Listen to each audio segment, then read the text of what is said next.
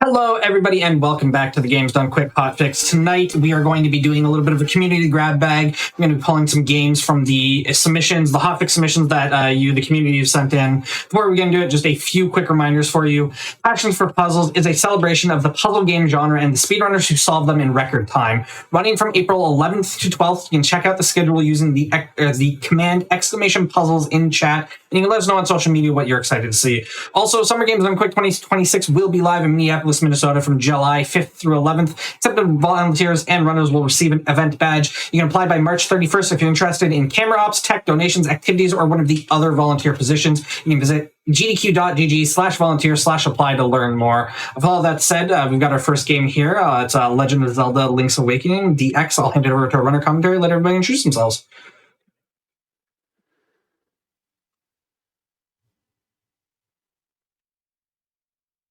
Hello, everybody. Welcome back. Sorry about that. A little bit of technical difficulties, but we're back with The Legend of Zelda Link's Awakening DX, 100% glitchless. I'll hand it over to our runner commentary. Let everybody introduce themselves.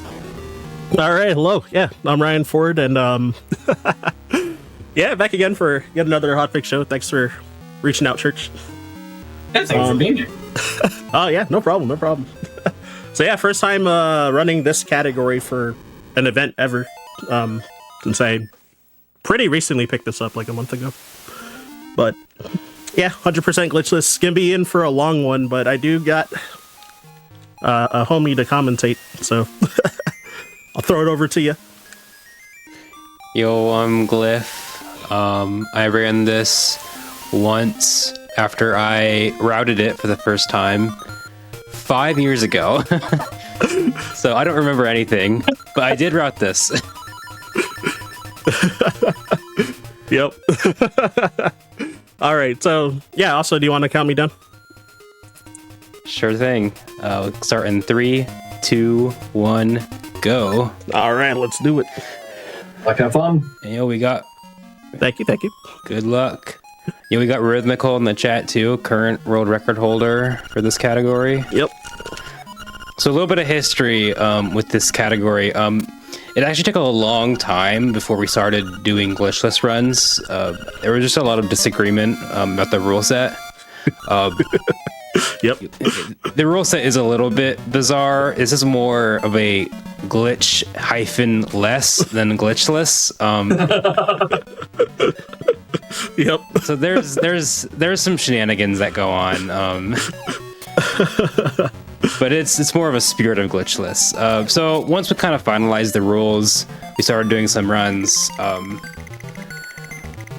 I had tried out glitchless 90%. I liked it enough, but I kind of wanted to just do more of the game, and so I set about, with the help of Dragon C0, to route out 100% for this game. I went through a lot of different route ideas before coming up with one, and then like 3 years later or something, another runner named Rhythmical decided to take it upon himself to route it basically from scratch, just to see if he could find any improvements coming at it with a different lens. I think we ended up with basically the same route. I think there's a couple changes from what mine was, but I think we independently came up with almost the same route, which is pretty cool. His might be just a tad faster.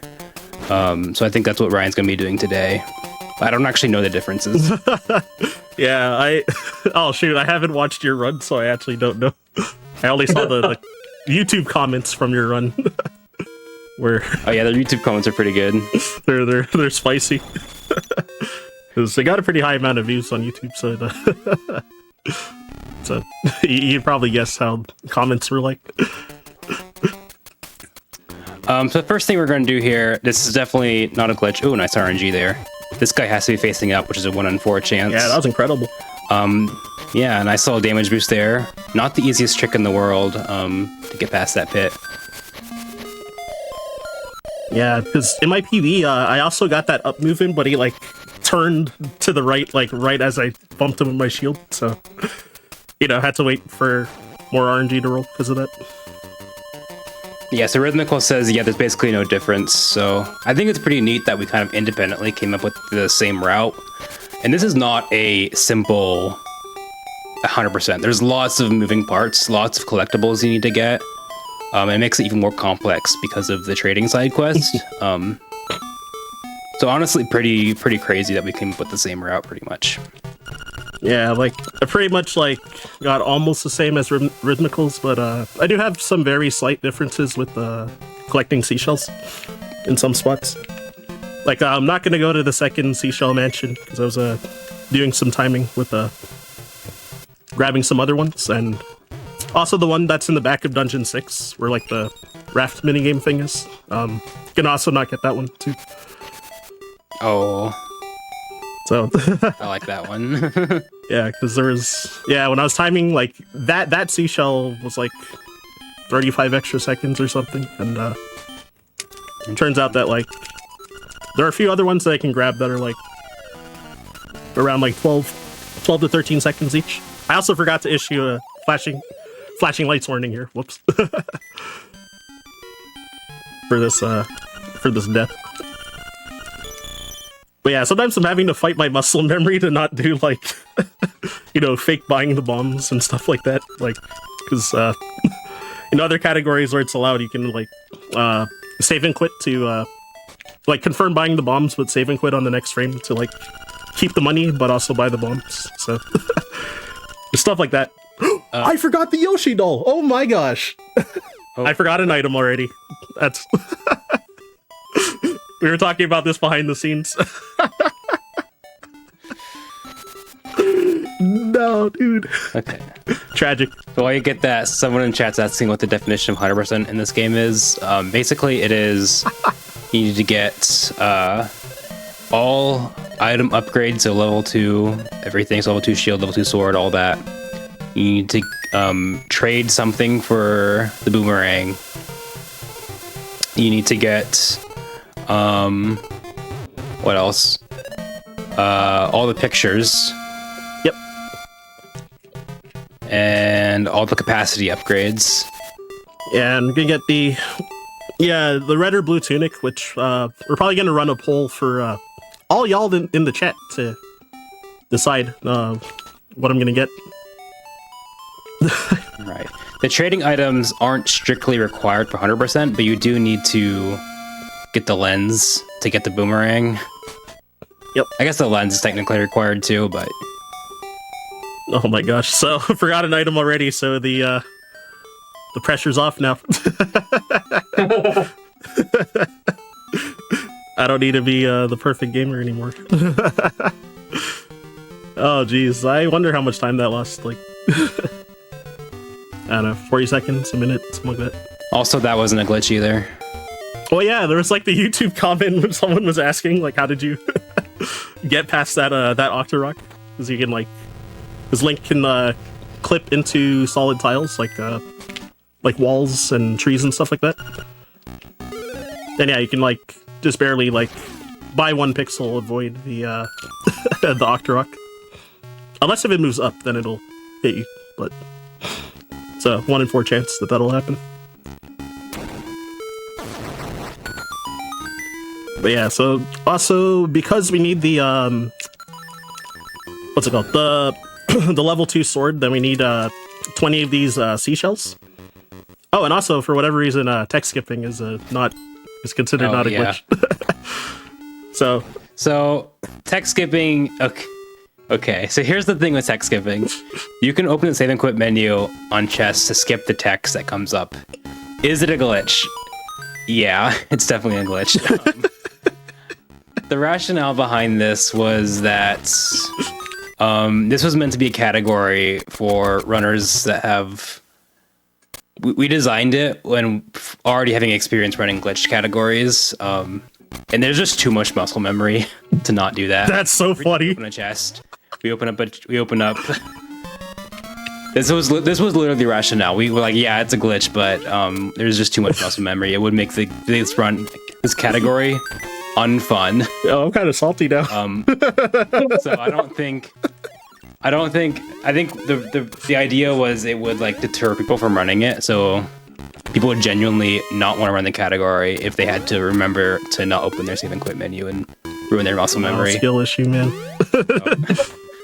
Yeah, it is. I forgot the Yoshi doll already from muscle memory, so y'all should have to suffer with me. What is this? Nah, but I'm just teasing. I get the reasoning for it though. But I didn't know that was why. That's so funny. No, that is the explicit reason why. Yeah, because it has to. Because yeah, in fairness, like, having the category be fun is probably like more important because, you know, having interest in already a not very active category. Yeah, I feel like that's kind of one of those things where if people really want the category without glitches, they'll just, you know, make true glitchless, and it's like you let people have fun, right? Like, Yep. But also, this game is so broken. It's like you do glitches and unintended things all the time, just playing casually without even realizing sure. it. Like there is no purity. Yeah, exactly. So since I was like trying to not forget items, I am running with my splits. It looks like I'm 19 seconds behind my PB. So, That's not bad. yeah, because I probably saved time from the Moblin boost because of that perfect RNG on it, and then blew a chunk from yeah, forgetting the Yoshi also, yeah. Yeah, there are some other like. But you're remembering smaller... this one. Yep, not forgetting this trade sequence, thankfully. Because yeah, we pretty much never come down here after Dungeon 1 except in... Yeah, pretty much except in glitchless, right? Oh, Did you get the dog food? I forgot the dog food. That is crazy. I guess that's why I didn't lose as much. This is going so well.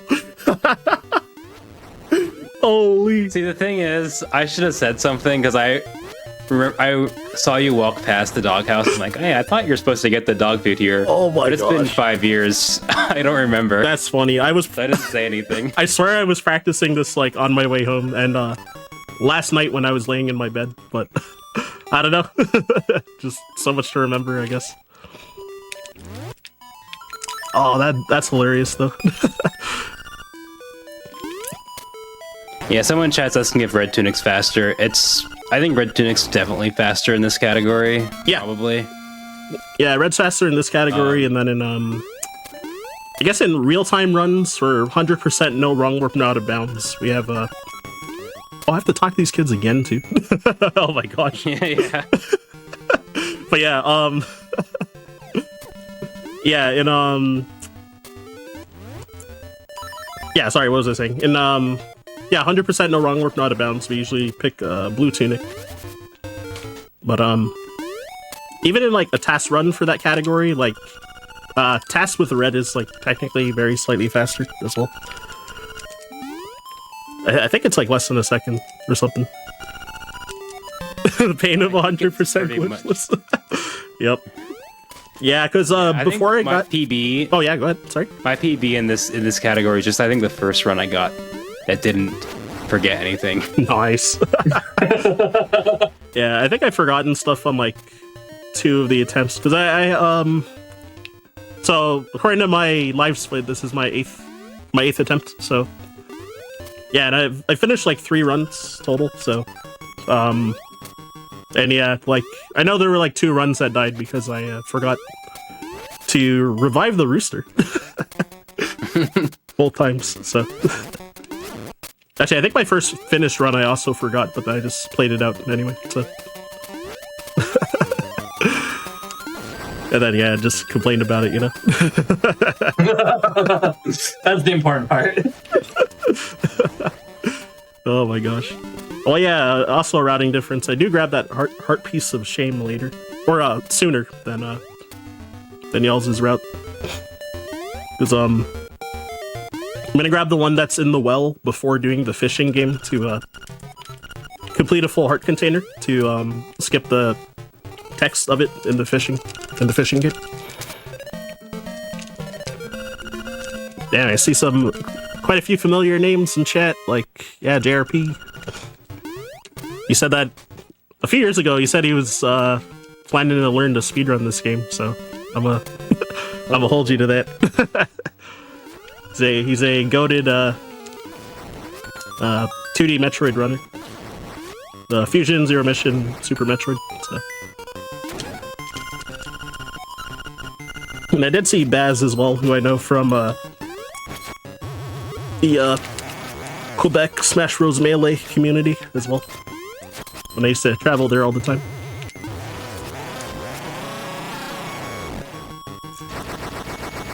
But yeah, so now my splits are making more sense.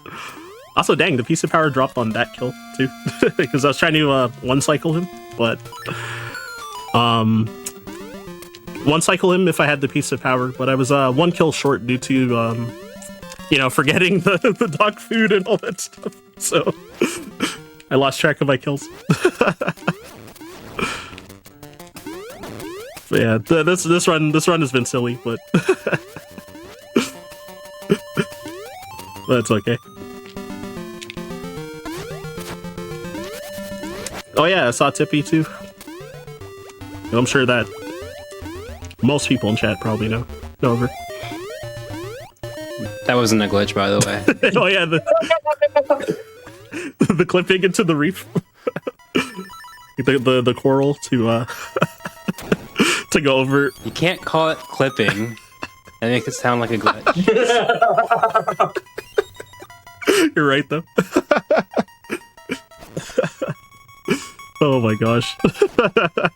I just did it so naturally, too, that I didn't even think about it until you talked about it. Oh my gosh. Yeah, why is that allowed?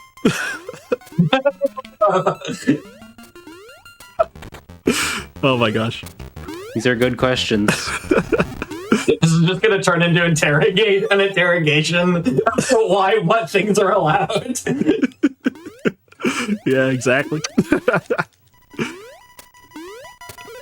Oh my gosh, and Darth Plague,l who ran, I think LADX randomizer recently.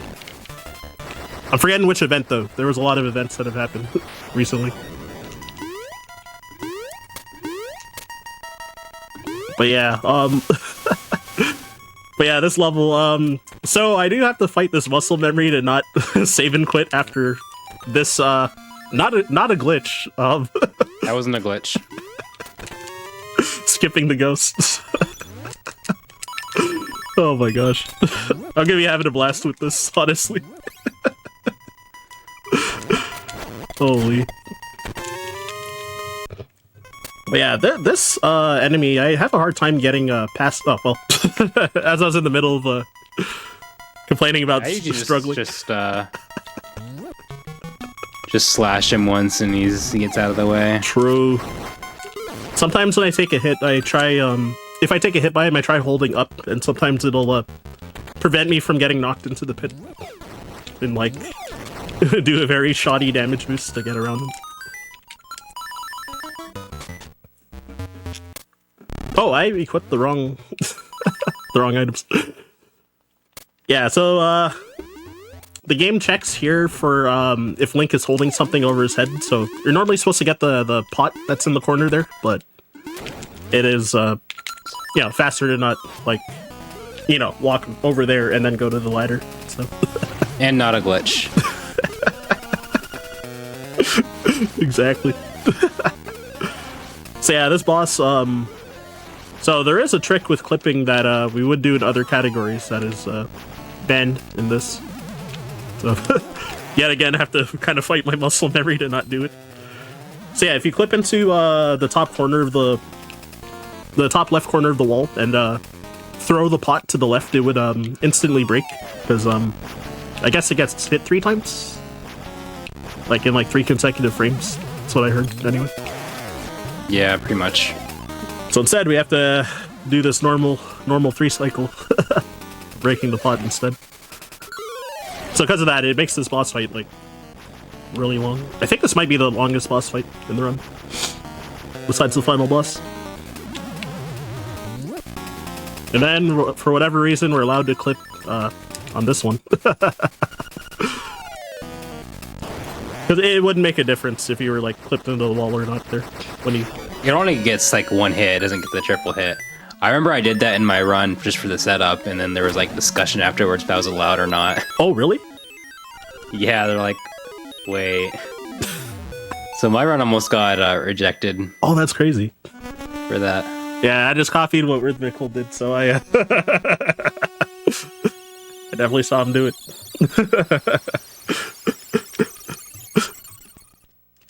But yeah, I questioned was that allowed as well as I saw it happen, but I was like, hey, it's in the world record, so No, there was a discussion. Oh, that's so funny. I was like, it's like, it doesn't activate the glitch, just as a setup for the glitch, you know? It's Oh my god. clear difference to me. The technicality. More flashing lights here. Just a quick warning. Yep. And so with Mad Batter, so for the first option, I have to say no. First he asks if you want to double your magic powder capacity, which is a run killer if that happens. Well, sort of.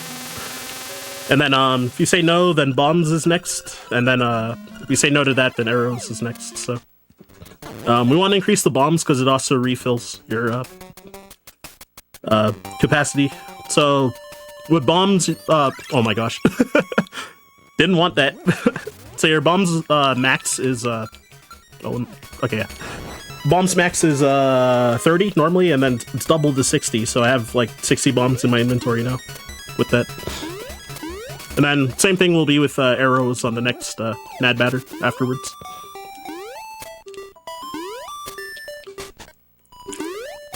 And yeah, so bringing back Bow Wow, there's, yeah, I guess in most categories that aren't Hundo, then we usually keep them with us for the whole run, but for both glitchless, yeah, both glitchless categories and 100%, no wrong warp, no out of bounds, you gotta bring them home, and also get this picture too.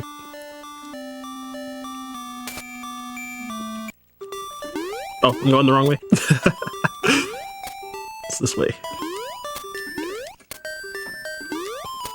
And then, yeah, sorry, I'm like also, in addition again, because I'm not like too practiced in this category, I'm like always thinking what I need to do next, so sometimes I'm like tripping on my words or like not talking that much, but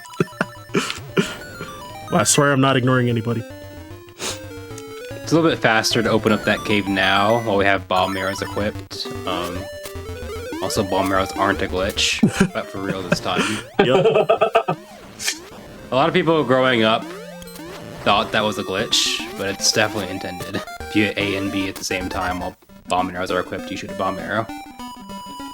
Yeah, as a kid, I thought it was the coolest thing that you could do that, and I didn't even like consider even have the thought of it being a glitch. And then until I started speedrunning this game in like 2020, then that's when I heard that there was like debates about whether it's a glitch or not, and I was like, wait, really? It seemed intended. It's definitely not a glitch. It seemed like it was intended, but apparently I heard there's reports maybe of like the devs saying they didn't intend to put it in or something, but I don't know if that's true or not. Well, good thing I didn't forget to trade the dog food to the croc. We're back on track for the trading sequences now. So one weird little thing about the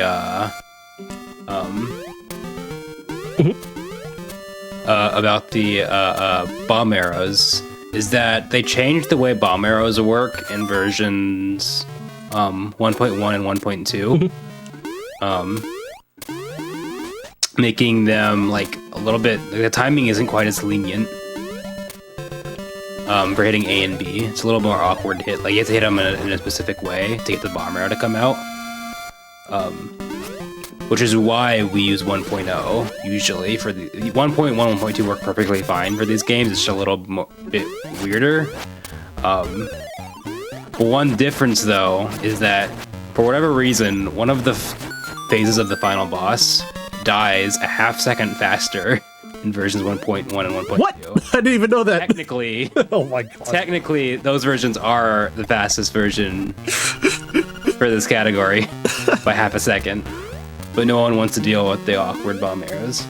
Yeah, if you have your what's it called? If you have bombs on A and arrows on B, then sometimes it'll like not shoot a bomb arrow in those versions. Like you'll you'll see like a flash kind of, but then it'll consume your ammo, but it'll like not shoot anything as well. So it's like weird because of that too. Yeah. There also is one other thing that I think is slightly slower in those versions, but at least for 1.2, because that's what I've been using for practice to remind myself to like not do glitches. But when learning Song 2, like Mambo's Mambo, then in that room you can't jump when you're in the water for some reason. Oh, really? I didn't know that was a 1.0 thing. Yeah. I only found this out due to learning this category a month ago, and I was like, what? So, I don't know how much time that, like, loses, but I assume it's, like, a handful of frames or something. It's probably not a lot. No, it's probably not a lot. Alright, so, killing this bird for... So glitchless is the only category where we really do any of this. It's actually extremely easy. It's one of the like very first glitches that was discovered in this game way back in the day. Was skipping that entire sequence. Yeah, the villa skip. Basically, you just go into the pit under those bushes there and keep pausing and unpausing until basically the game clips you into the pit. Into the screen transition, and you can go down into the maze. Whoops. Forgot the sequence of when to press B there for which text blocks. That one's weird for Richard.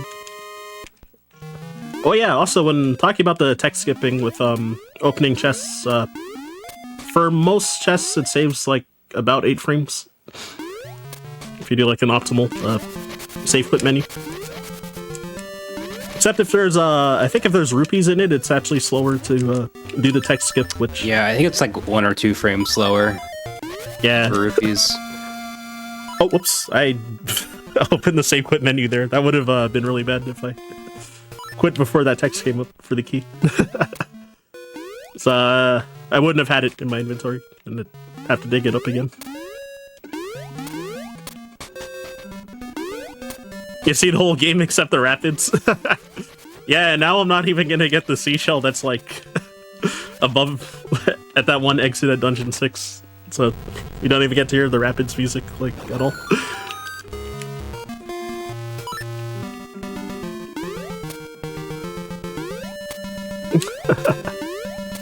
Yeah, so I saw that intended capital. Yeah, just like Miyamoto intended. Or actually, I forget who made this game. If it was Miyamoto or did Aonuma start working on this yet? I can't remember. I have no clue. Yeah, so Dungeon 3, a lot of other categories are usually... Oh my gosh, there's like 2 big things we usually do, which is like try to kill a bunch of enemies to get a piece of power drop, which I will not be doing, and what's it called? The Dodongo skip, which does also carry a soft lock risk, but since super jumping is not allowed in glitchless, then it's also a banned strat, so won't see that. So Also, the thing you can do with the Dodongos when Ryan fights them, there's a weird glitch where if you kill one of them, you can leave the screen and re-enter, and it'll count them both as dead, and having completed the mini-boss. What? I didn't know that either. I believe that... Yeah, that used to be... Before Dodongo skip, that was the thing we used to do. Oh, that's so funny. A long time ago. I might die too. Never mind, I So played it safe right here. To not die. don't do that by accident, or else your run will be invalid. Yeah, because It only works for this Dodongo room. It doesn't work for the other Dodongo rooms in the game because this one's a mini boss. oh, Sets the mini boss completed flag. that's crazy. So that's considered a glitch in this category, I'm guessing. Yeah, it is. Ah, okay. Okay, so I won't do that. It looks like Miyamoto was a producer for the game, but not a part of the development team. Oh, okay. Because yeah, I think he did the first 3 Zeldas then, right? Yeah, 1, 2, Link to the Past. I hope I'm not wrong on that, but I'm gonna smile and nod until I figure out if you're right or not. But you're probably right. All right, so a piece of power there, which is gone now. We're gonna see a lot of rooms like those in this category that you don't ever see in normal speedruns, except for like rando. Yep. I forget. I always forget what to do in the room. I also already executed wrong in that room too, because I just forgot. It's not in my natural muscle memory. Playing that room. And then this thing, I guess, is not a glitch. Like jumping after while dashing off and you're in the air. Yep, not a glitch for sure. Kinda wanted to grab that heart just in case, but it'll be fine. Come closer. Alright, cool. Nice fight. Thank you, thank you. Yeah, they took a while to come nearby. It's a little bit more awkward to do that fight without a piece of power, which you normally have in other categories. Mm-hmm.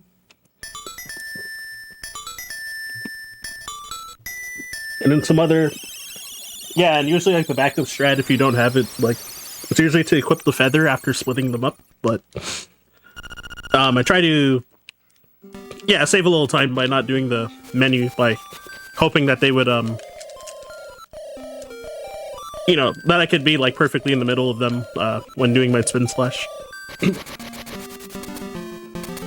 Yeah, additionally, I've also been, like, overheated from, like, running up and down a bunch, because of... Yeah, between the tech issues and stuff like that, then I finally stopped being sweaty right now.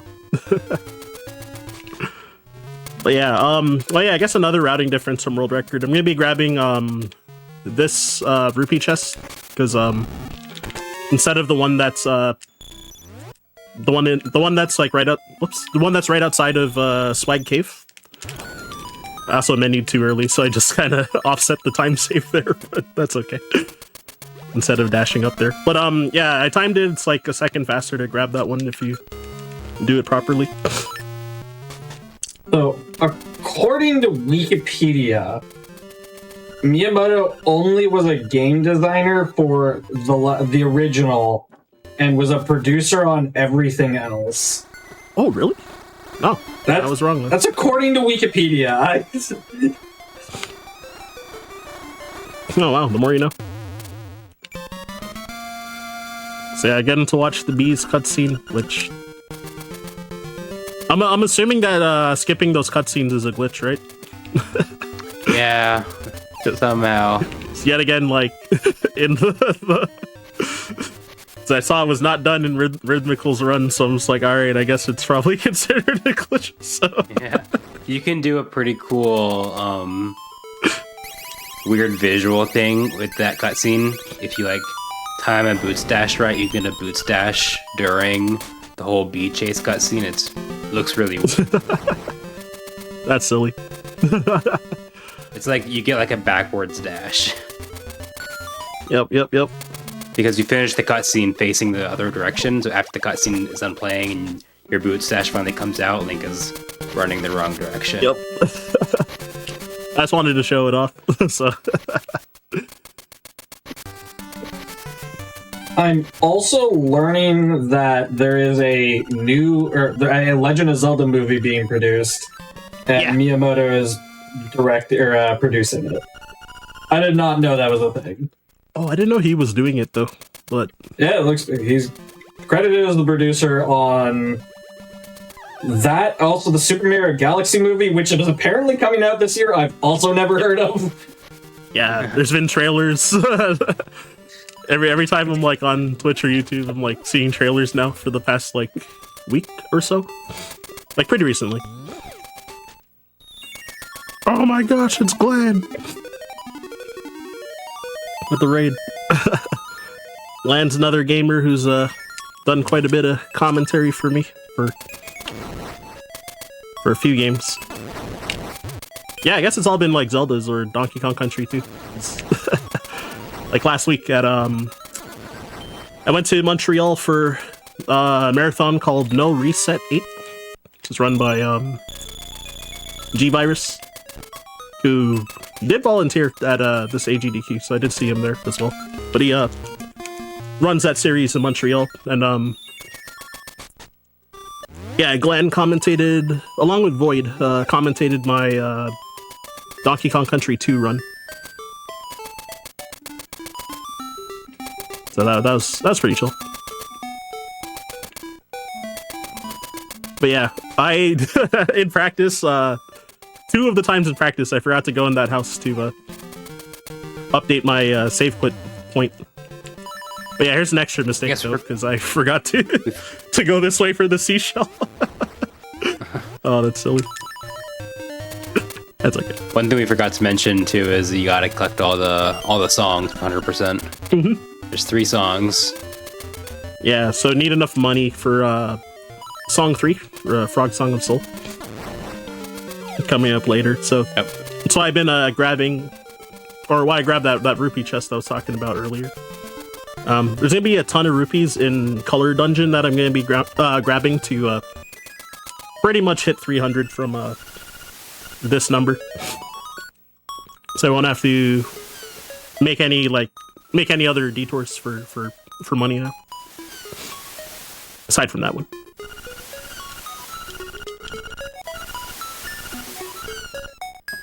Oh, is it coming out this week? Oh shoot! Yeah, for Mario Galaxy movie, right? I didn't realize that it was coming out this soon. I gotta try and catch it. Just for the scene with Fox, right? Exactly. There's a filthy Fox main in Smash Bros. Melee over here. Alright, so we got Marin. A lot of people like to pretend that there's no RNG with the seagulls in that cutscene, but I'm definitely the villain that talks about it. Yeah, we're not allowed to do the seagull RNG manip in this run, unfortunately. It's a glitch. And yeah, okay, yeah, I was just thinking about what order of items I was getting next. Okay, yeah, so yeah, I'm gonna go to the well. There's both a heart piece and a picture in here.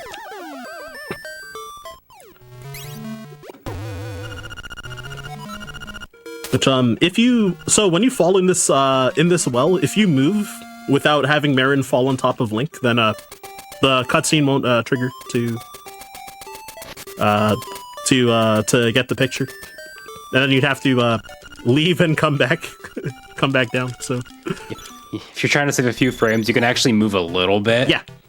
So sometimes you can try to get closer to the stairs without getting too far away. Yeah, I heard you can move up to like 2 pixels. Yeah. So fishing, Ryan is going to intentionally miss that first fish just because it sets up nicely to get this one in the corner. Yeah. Otherwise, you're basically guaranteed to get a fish in the way. Yeah. Except for that guy Tass, I guess.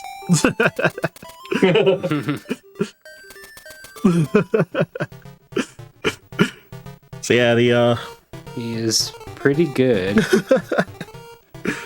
So what's this? The weathercock picture? Oh yeah, okay. I also need to remember not to forget this seashell. That's usually the one we get first in like the other hundo categories. So, oh whoops. Yeah, so there's a seashell mansion. Basically, you can get an extra seashell if you come in with exactly 5 or exactly 10. Yep. It'll give you a bonus one. And so routing out some of these seashells so that you arrive there at exactly the right amount is it's pretty tricky from a routing perspective if you need those shells. Yeah, so that's why we delay getting that one. Yeah, because I went to the mansion for the 5 one just before I came to this animal village the first time. So And then So if Ryan had gotten that one at the beginning of the run, he would have had 6, and it wouldn't have gotten the 6th seashell. yeah, exactly. Whereas, yeah, in like 100% no wrong work, not out of bounds, due to the beginning of the game, we grind rupees to 10. So a lot of times you're like cutting the grass and the bushes in that area to try and farm up your rupees anyway. So you can grab that seashell at that time. Yeah, due to a trick called rupee duping. If it happens by accident in runs, I assume that it's like won't invalidate. Yeah, if it's by accident, you're fine. If you do it for farming, it's not allowed. Yeah, it's a little It's a very, very cut and dry rule. Definitely no room for interpretation there. yeah, so don't do it on purpose, basically. Yeah, we can tell. We can tell. Yeah, because basically, so when items drop, if it touches Link and his sword or shield on the same frame, then you'll collect it twice. So yeah, any percent, yeah, 100% no wrong work, not out of bounds, and then like a bunch of different any percent categories. We use the rupee duping to grind to 10 rupees so that we can from what I mentioned at the beginning of the run, how I was fighting my muscle memory to not fake buy the bombs, like save and quitting after confirming buying them to keep the money. So we would normally get 10 to purchase like 10 or 20 bombs with only 10 rupees, and then also play the trendy game, which costs 10. But instead I grabbed a 50 rupee chest before I got the key for Dungeon 1 in this category.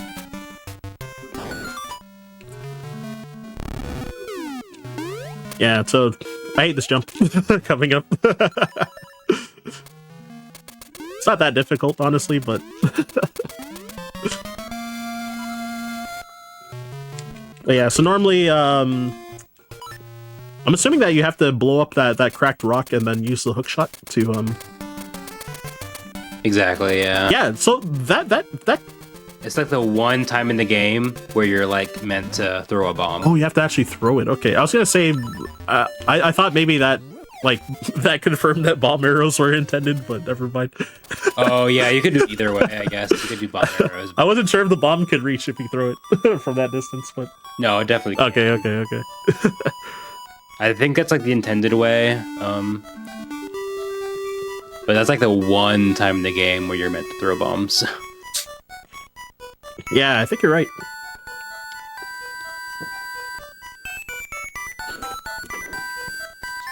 Stay hydrated, folks. Probably not with Pepsi Zero Sugar, but with actual water. Don't be like me. Yeah, so... Okay, if I recall correctly, I'm supposed to go to Telltale Heights now. Or, well, I have to buy the potion first for something that is not a glitch. I will not take any questions when it happens. But yeah, it's gonna be important to not lose all my hearts during the run from this point on, after I buy this potion, because it automatically uses it if you lose all your health. It's also weird because it costs different amounts based on what your progress in the game. I didn't know that. Yes. So this was a very real consideration with routing. Wow. Because if you wait till later, it costs I think like 70 something. Oh my gosh. Yeah, it's 28 just now. So I had different routes at some point that required me to get it later, so I needed more rupees, and it was really awkward. My gosh, that's So crazy. Another layer of complexity. Oh, don't you get Oh, never mind. I'm sorry. I was thinking you get maybe I was scared that I forgot something. I think you get it later. I was thinking you get the you give the letter to Mr. Wright. I don't think that's we're not at that point yet. No. Yeah. You gotta give the pineapple to the guy. Oh my gosh. Yeah, it scared me for a moment, but yeah, no. It's gonna be during the ghost side quests that I do it. Right. Before right. Before bringing him to the grave. So I think it's the next time that I'm gonna be in that area. Yeah, after you Mambo. Yeah, exactly. So yeah, so the other route, how I mentioned how I grabbed those rupees, you could go down that exit in that previous room. That chest right there has also has 50 rupees. But since I grabbed the other one in that cave with the heart piece, then I'm not grabbing that one.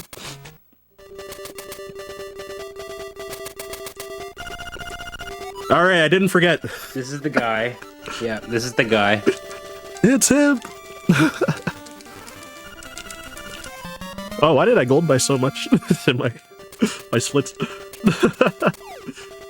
Uh-oh.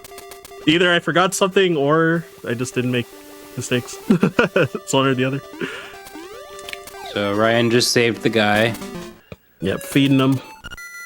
What's his name again? I already forgot. It's Papal. That's it. I was gonna say papaya, and I was like, no, that's not it. Man. Papal, thank you. Yeah, I pretty much like never see that guy in like other categories. So, all right, so what's it called? Oh, you know what? I do remember actually a time you're supposed to throw bomb arrows. I forgot. In D8, you're supposed to throw them at the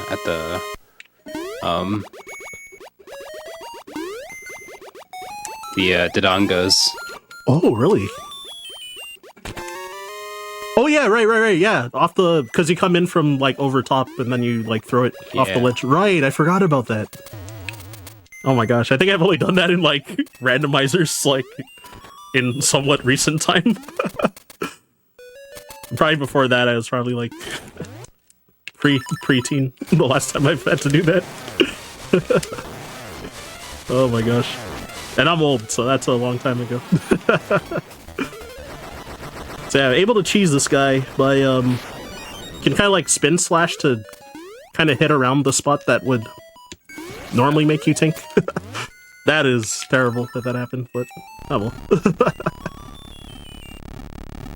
So funny enough, the patterns that are coming up, like those like switches you step on, I forgot like half of them. So we'll see how that goes, depending on which one I get.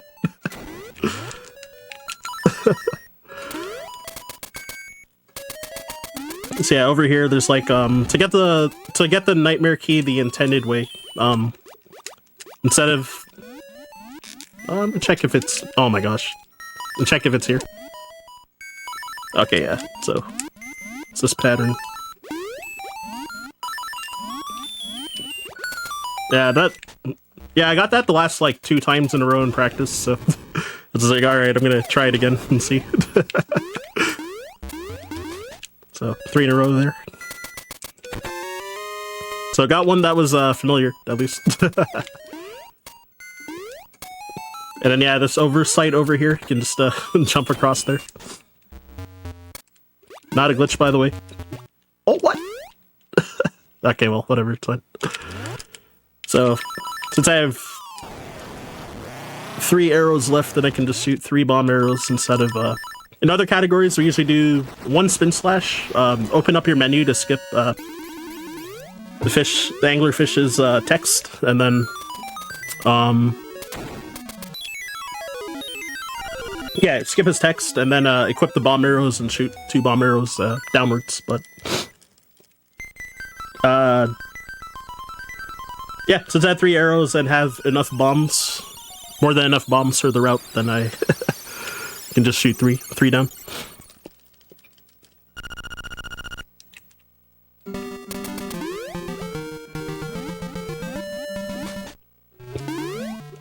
Oh yeah, so this is what I was talking about with the jumping in the water. And, yeah, yeah, since I play on 1.2 for practice, then I can't jump there. For whatever reason. So yeah, best song. Don't at me.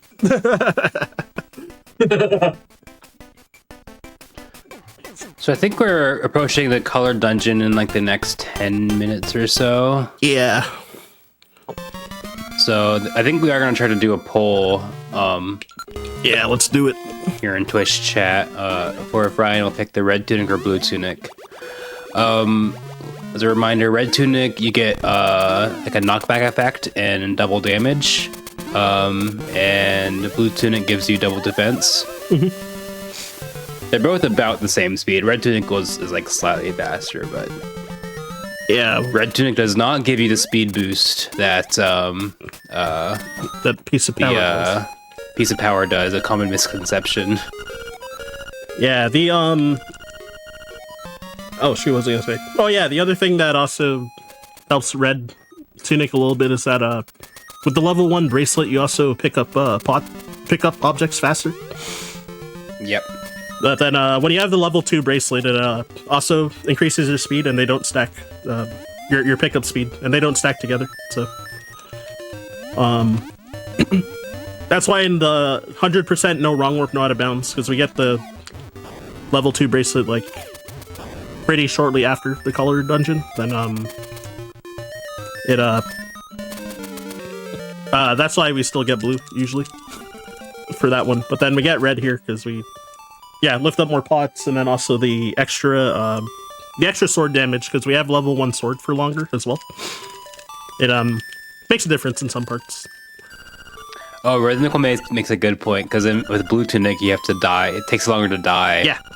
And flame skip.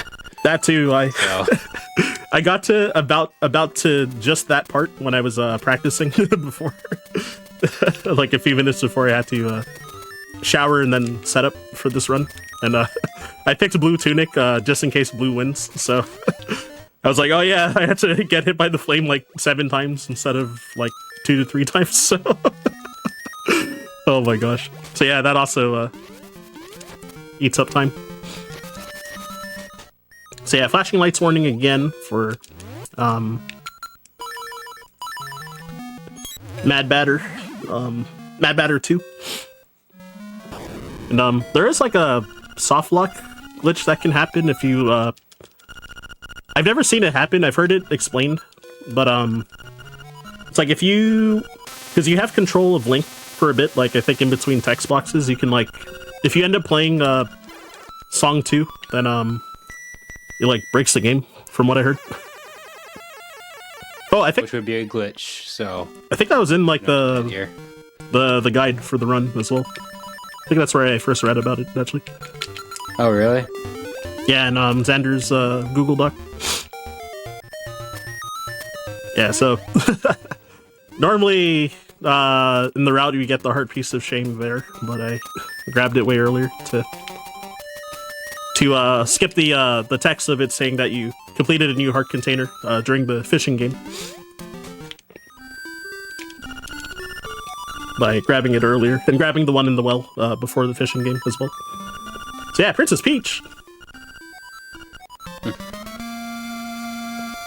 Seems pretty glitchy. She's not supposed to be in this game. Right? Yeah, there's that guy that kind of looks like Mario that we saw a few times too. There's actually one category where it is legitimately faster to get that heart piece like way later.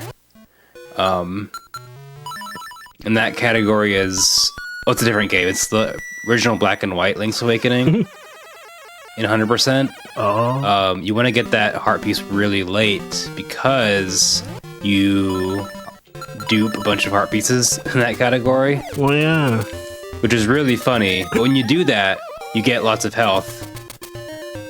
When you get a lot of health, the kill count you need to get piece of power increases. Right. So you can't get the D3 piece of power. Oh, that makes sense. Yeah, because depending on your heart count, then I forget the exact number for for the kills, because the one that I always just remembered is like, Dungeon 3, we need like 30 kills. But or is it 32? Yeah, I forget. I don't remember any of the numbers either. But then like any percent, no save quit, wrong warp, and out of bounds. There's like differences because we get the piece of power a bunch of times in the run. So because I didn't know that until I was doing routing for that category, and I was doing a run and got to D3, and I'm like, why is piece of power not dropping? I didn't know that was a thing. Right. Whoops. So I had to reroute my heart containers or heart pieces. The occasional mismenuing over here.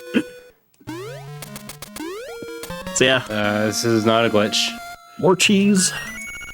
Oh wow, Red Tunic won by 1 vote. Wow. I was wondering how spicy you would be with blue. I mean, this run's already been a struggle, so I would have been down for the chaos.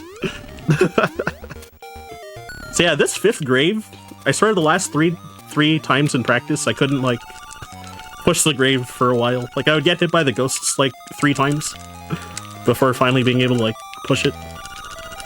It's so janky.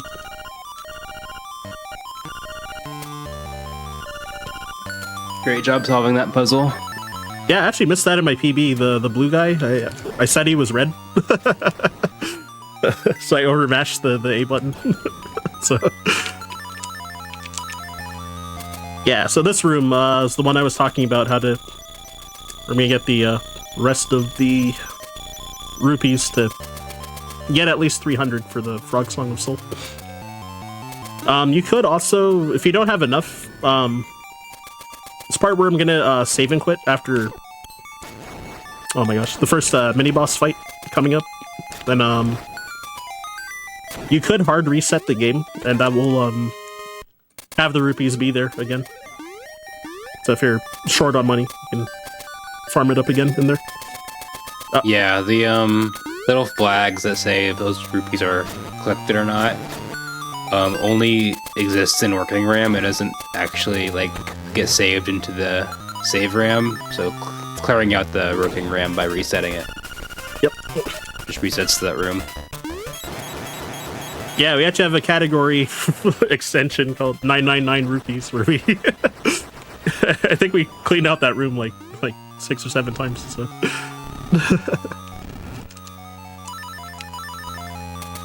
It is an infinite rupee exploit, not a glitch. Right? Oh, I forgot I had to kill these guys again, so I just tried to dash through the room. Oh my gosh. Silly mistake.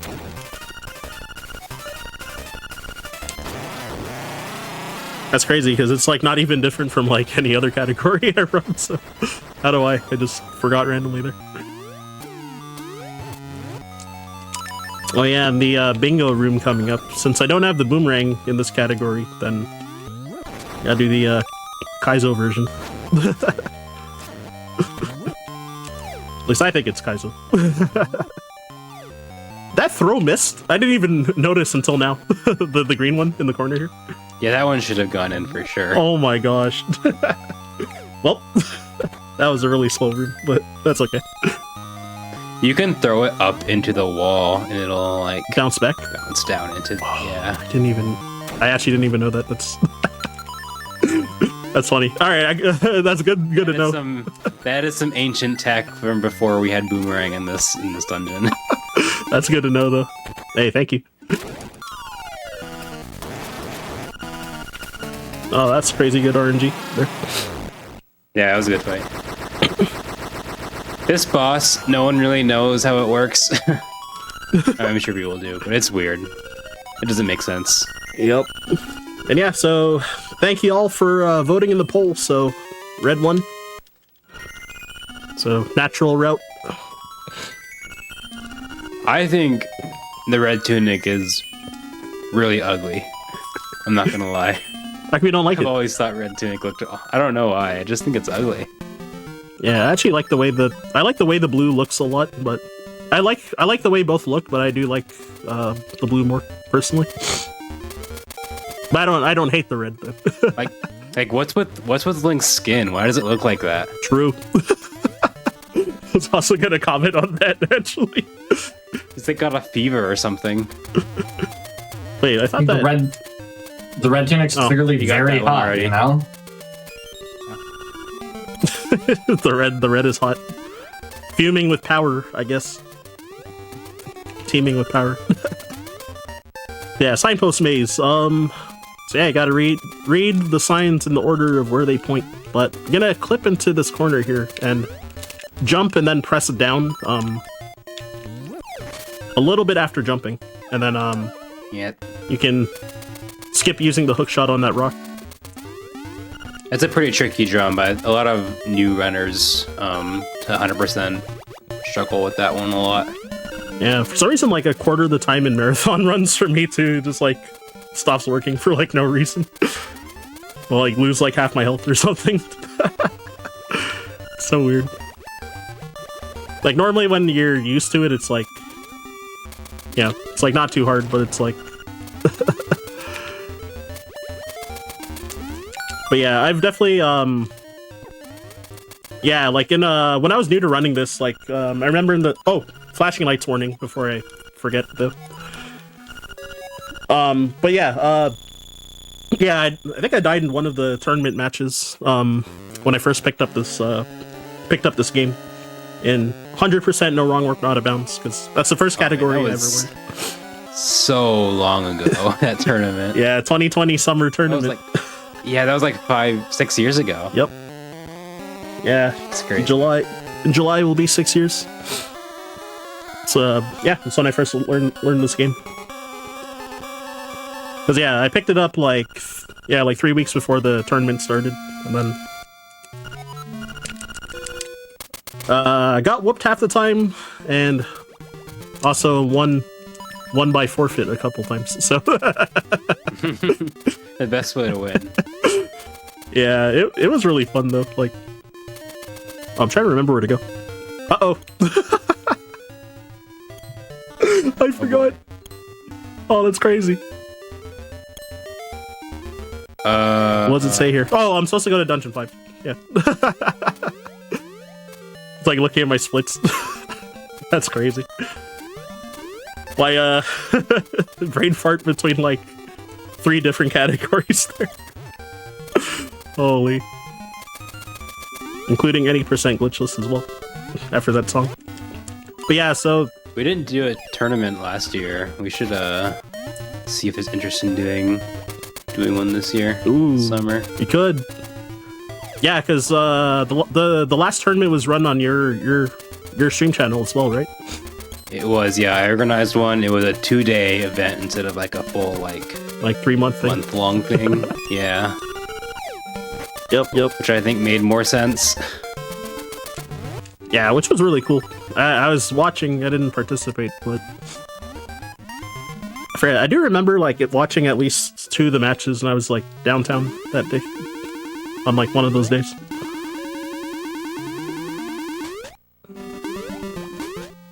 Yeah, Dungeon 5. In most categories, this is my favorite dungeon. Except 100% no wrong warp, not out of bounds. Ugh. The run killer. The run killer trick. It's like not your fault half the time. So. Yeah, this is one of the dungeons that's like pretty similar to the way it's done in speedruns. Oh my gosh, I'm missing everything there. I'm also trying to like be conservative about my health because I really don't want to lose the potion too.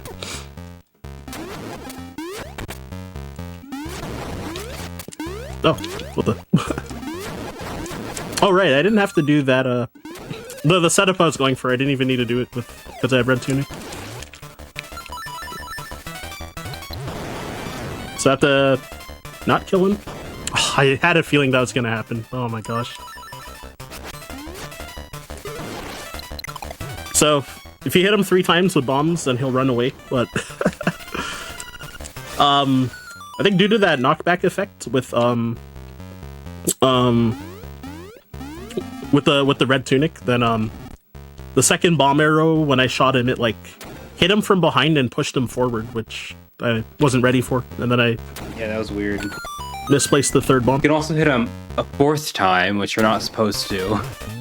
Yeah, because the developers of this game just did not really consider how strong bomb arrows are. So when that happens, he actually drops a key and he dies, which we consider a glitch, I guess. So not allowed in this category. Yeah, it causes the mini boss music to not stop as well if you kill him. Yeah. So we do that to get an extra key, which allows us to take a slightly different route at the end of this dungeon in other categories. It actually doesn't save that much time. Yeah, it's like, I think maybe a couple seconds. yeah, like 3 seconds. So basically, yeah, so this dungeon otherwise played pretty much the same as it is in speedruns for the most part. Missing so many bombs. Or, I mean, in glitch speedruns, excuse me. Yep. The cheater runs. Yeah, the cheater runs. Cheaters never win, though.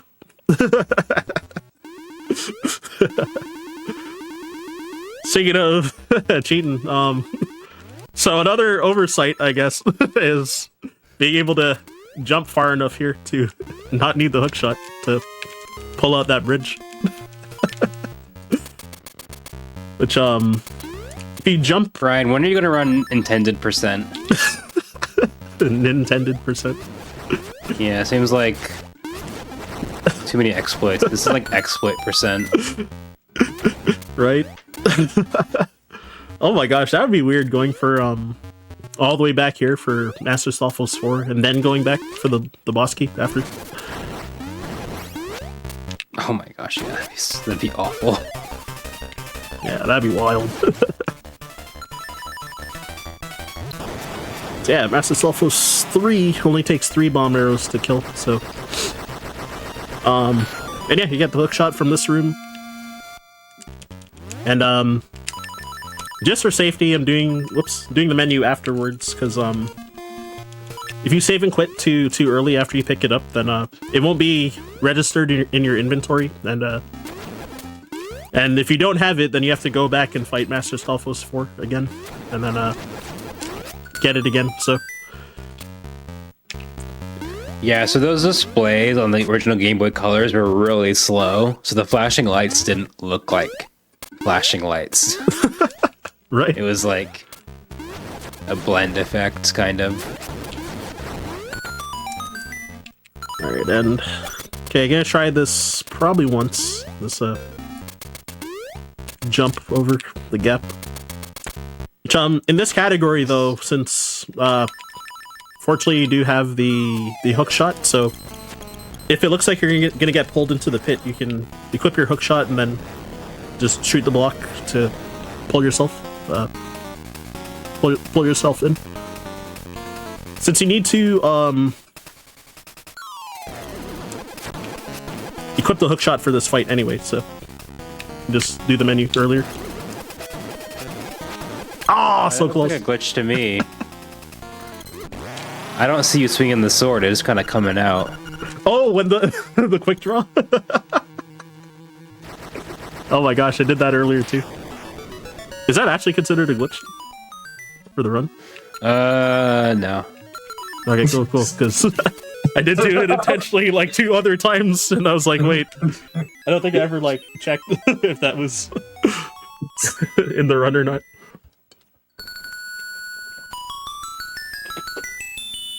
So looking at my splits, I am 1 minute and 53 seconds behind my PB. It's not bad. Yeah, with all the hiccups that happened, it's like, not the worst.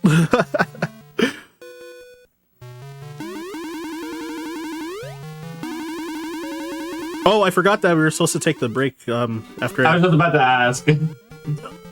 Should we do it now then? Yeah, whenever you're ready. Okay, we can do it here then. Alright, perfect. So yeah, during these longer runs, everybody, we like to take a break about every hour. So just everybody get up, stretch, get some water, anything y'all need to do to stay hydrated, healthy. Just a quick reminder before we get a break. If you are curious on what's coming up on the hotfix, or if you're interested in running anything on GDQ, you can always check out this week's schedule and submit your runs to be serial cased over at gdq.gg/hotfix. We're going to take a quick break, back in just a few minutes with the rest of the run. See you in just a few minutes, everyone. Hello, everybody, and welcome back to the Games Gone Quick Hotfix. Today, we are doing a community grab bag. We're doing runs of games submitted by you, the Hotfix audience. We are here with a Legend of Zelda Link's Awakening BX run. I'll hand it right back over to you whenever you're ready, if you just want to give a quick 3, 2, 1 countdown. All right. Okay, we back. Okay. I'll do the countdown this time, I guess, since Glyph did it first. All right. Thanks for sparing me. From 3, 2, 1, go. All right, so I forgot what I'm doing now. Oh, I was already like going the wrong way after I beat the dungeon. So when we were talking, but yeah, supposed to go this way back to the animal village. So it's probably good that we took that break because I almost certainly was gonna go the wrong way. It was intended. Don't worry. All It part was of the all plan. calculated. So to the animal village. So I set my save and quit point there. Oh, I was pressing B by accident and not A. Whoops. For this trade. So the broom that I got after the that peach picture with the mail, and trading this for a fishing hook, so that we can fish up. So in the Japanese version, it's mermaid's bra that was missing. I forgot what it got changed to in the English version, though. And I think Europe as well. It got changed to, oh shoot, why am I forgetting? I actually forgot. Oh my gosh. I haven't played English in so long. Necklace, that's right, it's a necklace. Right, thank you. And then, yeah. So, yeah, this mermaid's missing it, so we're bringing it back to her, and I think helping her put it on when I dove down. He didn't turn around out of courtesy. Oh, that's what he did. He's supposed to be turning around. Okay, it's not like... Yeah, if you hold back, you turn around during the cutscene, so... That's silly. Oh my gosh. So immodest, Ryan. Hey, what can I say? You caught me. But yeah, normally there's a so that cutscene when she was like swimming away after you give it back to her, you can save and quit on the same frame that you get the mermaid skill and like skip that cutscene, which I assume is banned in this category. Get another one of those things where, you know, the world record didn't do it, so I was like, okay, it's probably banned. So did he miss it, or is it banned? Call.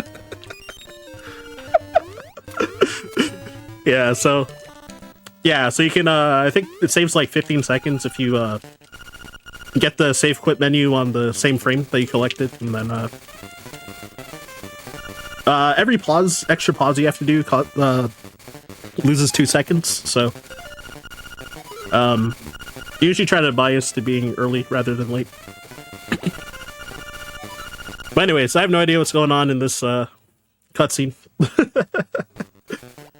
And when you get that picture, if you if you open your items menu in there, then the picture won't be registered. So you'd also have to come back there and watch that cutscene again. Otherwise, invalid run. Also, that jump that Ryan did, you can hold A after you surface from under the bridge to get a jump out. Yeah. That was actually a big point of contention. Oh, is it because you can like jump back up on the bridge? On the bridge, yes. So there was a big split of like people saying, no, that's like definitely a glitch. You shouldn't be able to do that. I think I also might have been in that discussion and said. And other people were like, well, it's like just so easy to just hold A. It's so easy to do an accident. It's dumb to like not allow that and invalidate people's runs. And so the consensus was, okay, you're allowed to do it, but you can't do it to get back up to the bridge. Yeah.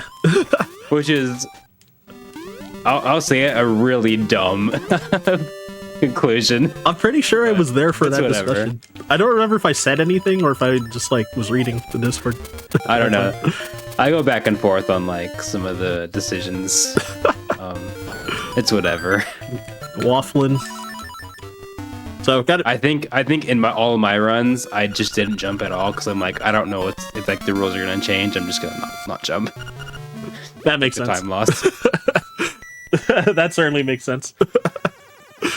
Yeah, I'm gonna stop doing tech skips in future runs because you never know.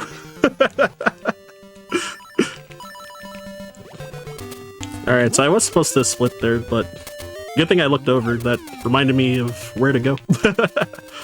So we go to Dungeon 8 really early. in this category. So about to head up through, yeah, Telltale Heights and the Swag Cave again. You're telling me you're doing Dungeon 8 before Dungeon 7 And 6. and Dungeon 6. Yep. Yeah, That doesn't sound like glitchless to me. counting, miscounting's a glitch, I guess. Yeah, 6 and 7. So I guess the Zoomers know what to do with that. But yeah, something that I always had to keep telling myself was to go into the house up here to set the save point. So it's another thing I've forgotten half the time. So fortunately, it's not like too big of a time loss. Doing D8 first is only faster because of that shell. Oh, that makes sense. I had no idea why. It's like actually really close. Oh. Time-wise, I spent a lot of time timing and retiming the different dungeon orders, and I came to the conclusion, I think Rhythmical came to the same conclusion, that D8 first is only barely faster because you can get that shell, and it makes the shell routing easier. That's so funny. Yeah, and we need that picture too, so... But yeah, I guess the shell routing, like, makes more sense, because you could get that picture, like, later. You have to go that way anyway to get the picture, so it's better to do that before you get the level 2 sword. Yeah, exactly. But not by much. But yeah, that makes a lot of sense, though. Yeah, that heart piece, we usually do a trick to get it from the opposite side of the room, but so usually like never blow up that wall. It's funny the things I remember from 5 years ago when I routed this.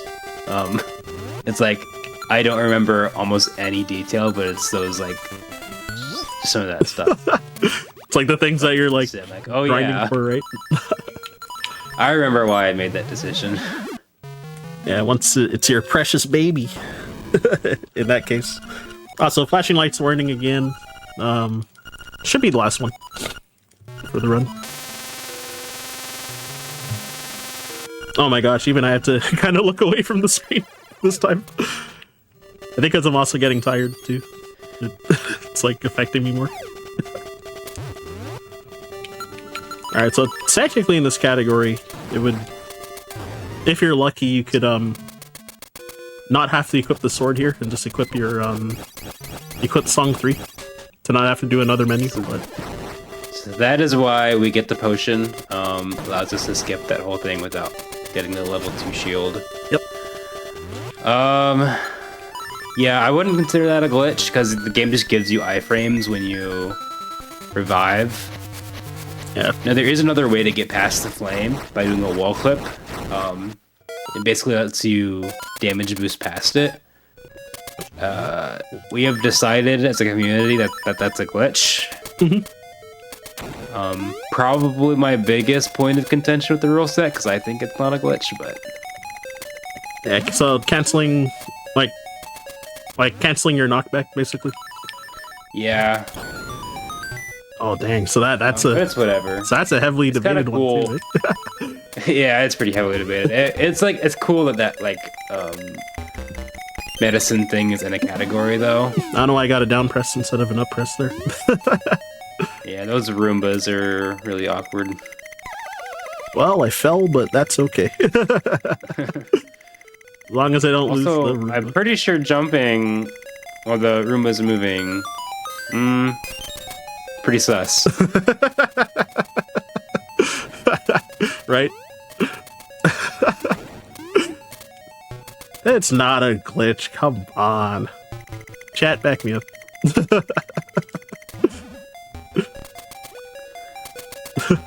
Don't start with me.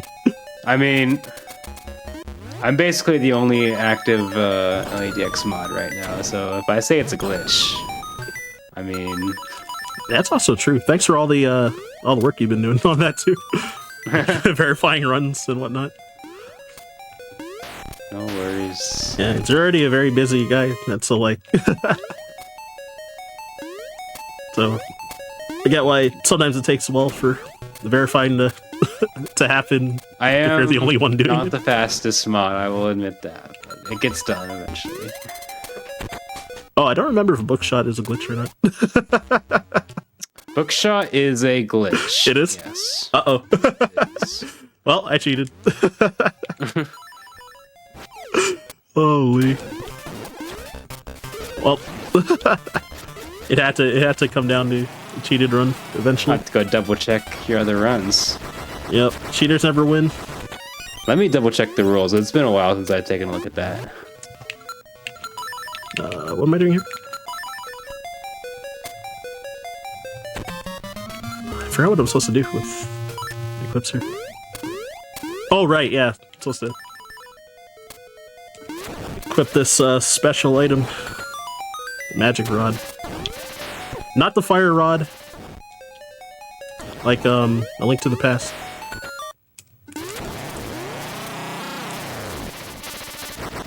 It's probably not a glitch. Sam the Book. Just making rules on the I'm spot. seeing Bookshot here under banned techniques. No! Alright, I cheated. Alright, let's Invalid run. pretend that I didn't save the half a second or whatever from that Bookshot. Sheesh.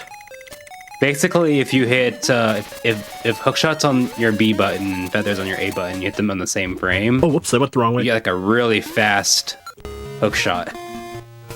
I went the wrong way. Oh my gosh. I was supposed to go to the other staircase that was down there first, and then supposed to go to that one later.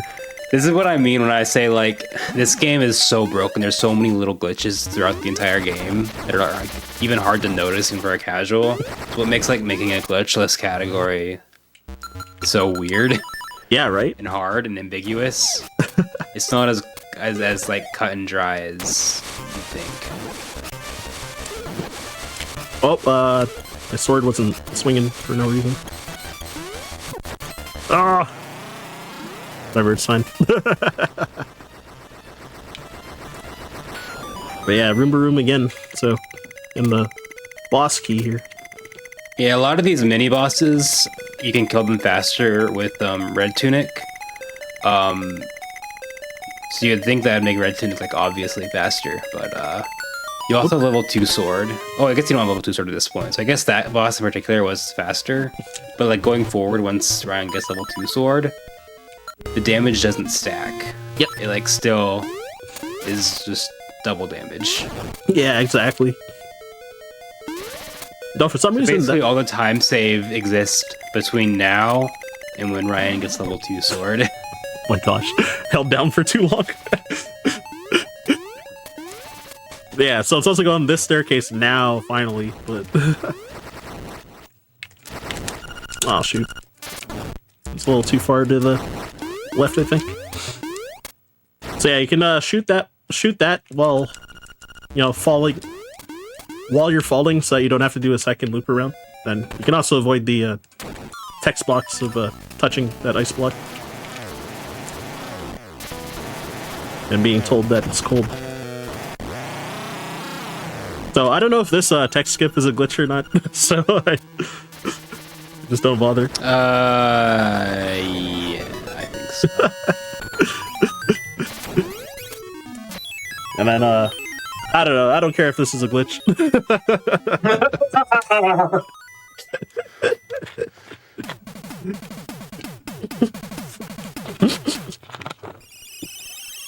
Hey, that doesn't We just save need some anything. people to look away for a second. Exactly. Yeah, no warning. Yeah, whipping out the the Wang boys. Oh, I'm going the wrong way. Muscle memory from all the other categories that I've run. Oh my gosh. We like pretty much always go that way. But yeah, in this category, we're actually there is a heart piece up at what's it called? Oh, at the back entrance of this dungeon. So, and there's also a warp out there. So, you know, leave through this side. Ah!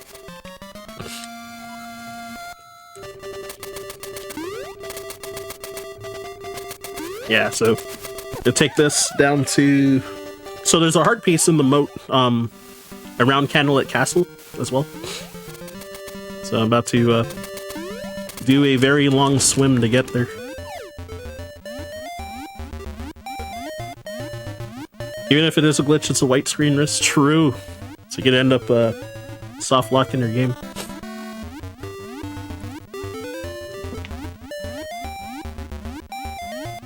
But yeah, still thinking about what I'm supposed to do for stuff. So this split. Pay attention here. There's a become blue for like 1 frame or something. Yep. Did you see it? Oh, more invalid runs. 'Cause that's a glitch. Oh my gosh. Wow, Nintendo, fix your game, man. Yeah, I assume that's fixed in the remake. I've never played it though. That's a glitch. The barrel roll. And yeah, here's the final. Should be the final picture.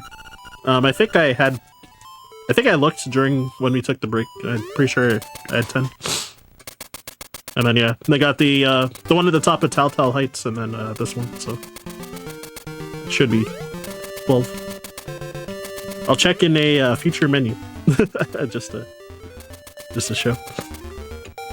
But yeah, missing 1 heart piece still though, which we will get after. Well, Dungeon 7 will be the final of the 8 dungeons, and I will be getting it like immediately after the dungeon.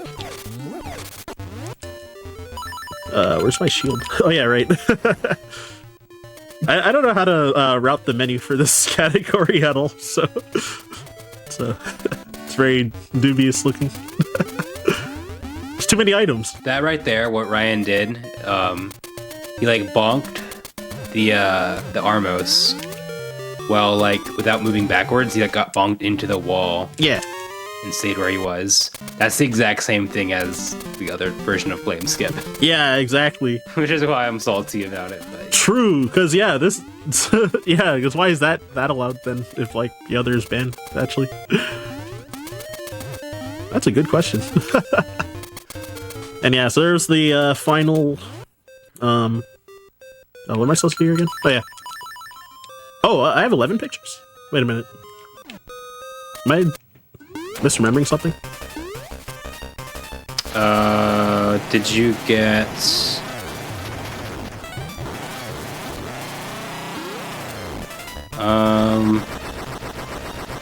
the phone guy? Oh, I forgot. Yeah. That's the one. Yep. Phone guy? Yeah. So when I'm getting that one's not one of the ones that's like really yeah. Well, that's not one that's like you get locked out of. Some of them in this game you can't, like if you progress too far, you can't get them anymore. Yeah, exactly. At least I can get it on the way to getting the rooster after this dungeon. So. Oh yeah, it's not even that much of a time loss. Yeah. Yeah, because it's like 2 screens away from where I have to go anyway. So that's a pretty minor time loss, fortunately. Oh, that might be why I have a large gold in one of the segments. I would explain it. Uh-oh. So I gotta delete that gold later, I guess. I was trying to think back to all the cutscenes I remember watching. I don't think I've seen that one yet. Yeah, I was like racking my brain too, like, of course it's gotta be that one. Yeah, because we do that one like kind of different from Hundo no woob. Fake Glod. I know, right? Yeah, good thing I checked also. Otherwise that would have been disaster. So yeah, so I'm gonna be going for the level 2 sword here now instead. Since Yeah, as I mentioned how I'm not doing the raft. Oh, I equipped the wrong item. Oh, actually, I was supposed to equip boomerang there, not even sword, too. But no, that's fine. So this is to get the level 2 sword. You need 20 seashells. The very maybe more knowledgeful of the viewers of this game would know that there's actually 24 seashells. I think 26, 24? 26 seashells in this game. But the seashells aren't actually required for 100% because they all like turn into rupees past 20 after you get the level 2 sword.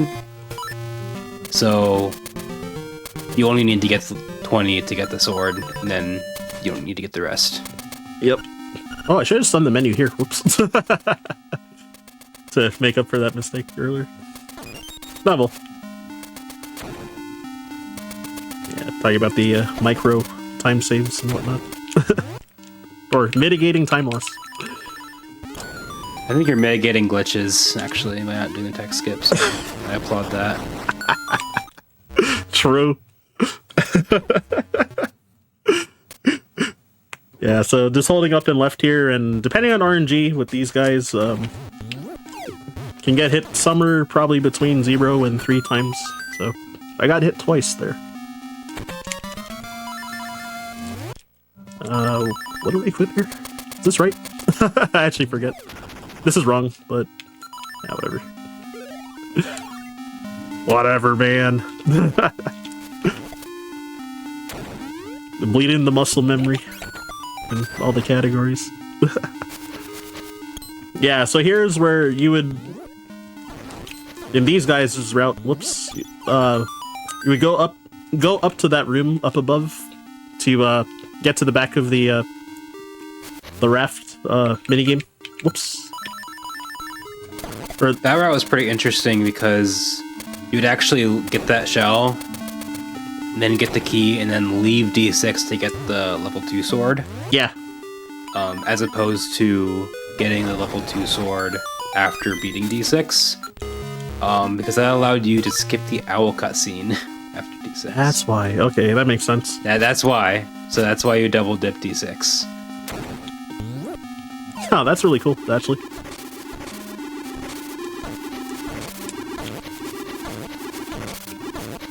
And then, yeah, and since I got it early, like a weirdo, and I already have the sword.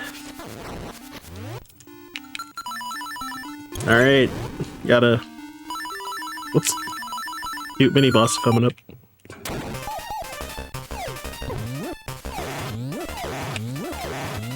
Oh yeah, I lost so much time with my PB to that guy because he threw the ball right in this little gap, and I was like struggling to pick it up.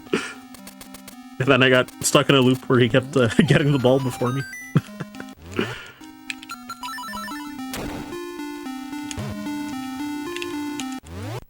I was trying to remember what to do. Okay, yeah, it's like that. With Red Tunic, I have a weird visual cue, so after the bomb flashes like 2 or 3 times, then I pause, equip sword, and then just buffer the sword swing from that spot to line up the timing.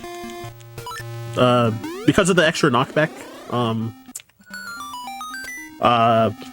if you swing too early, the Wizrobe can, the Wizrobe can just, like, fly, like, past your bomb, before it explodes.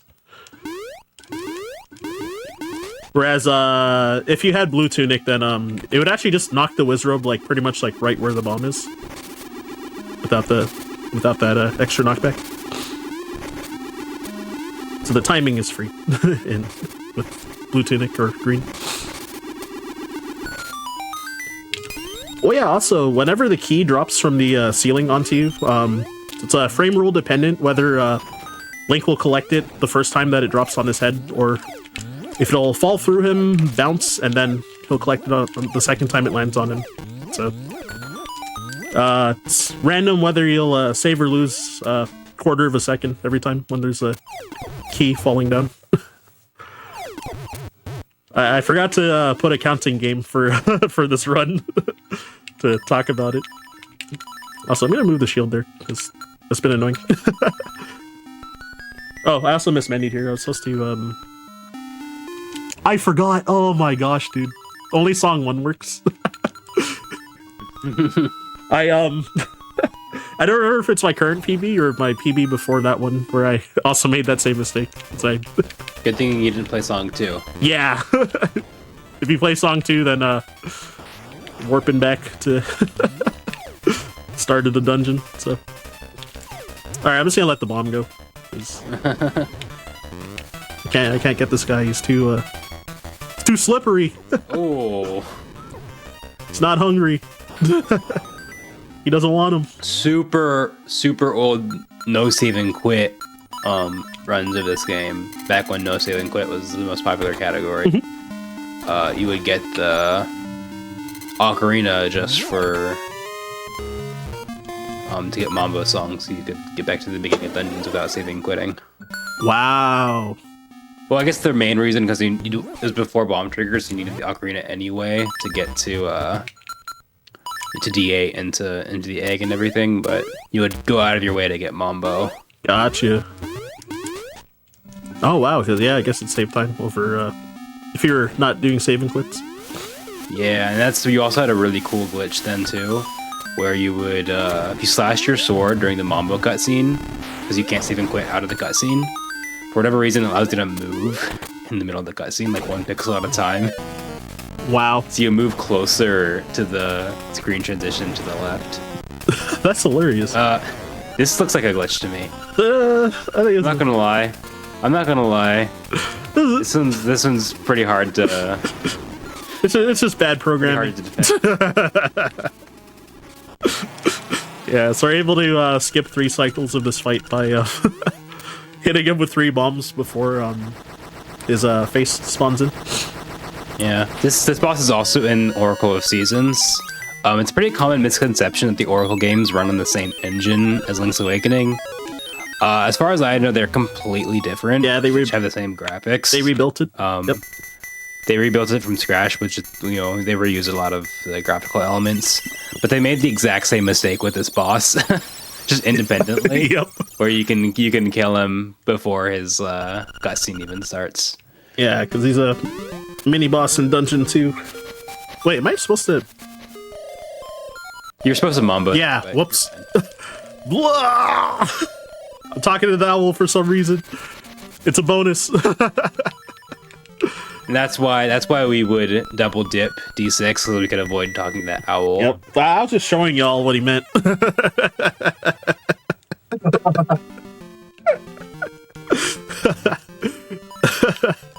Oh my gosh. So I don't know if this way is faster or the other way. Technically. It's about the same. Okay. So I actually wasn't It might be slightly faster. doing the French bonk. Well, I guess the second part of the French bonks. I love that name. Alright, more owl.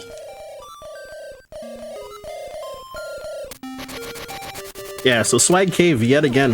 I forgot how many times I got the obstacle skip. This run. Is it every time? I forget. So you've gone through at least twice, so... Yeah, I think this is... Assuming you got it both times because you're Ryan Ford, so you don't miss those. Exactly. Oh!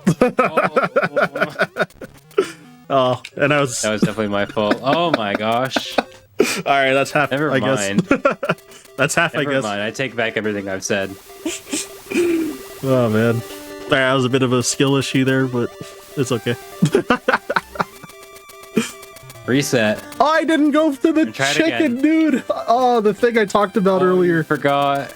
Oh, I didn't remember either. No! I mean, you have hookshot, you have feather. Wait, Mambo would have been options. faster, actually. Instead of doing all this swimming, but it's okay. I'm gonna take the warp back to the village from here now. I'm already committed. Dude! Yeah, because in Glitchless, we have to revive the chicken, which we never do that in any other category. aside from the 2 glitchless ones. So Oh, don't forget to get the picture. yeah, thank you. I would have forgotten for sure, especially after all this complaining.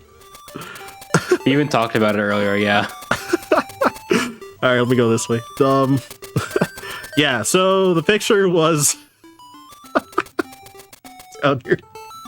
Yeah, there it is. That's 12.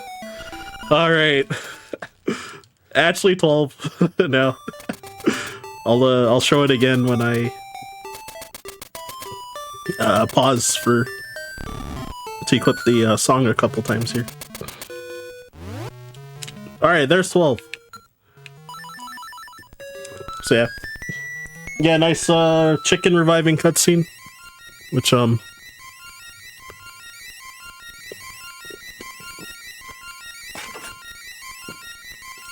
yeah, I forgot to look at my splits.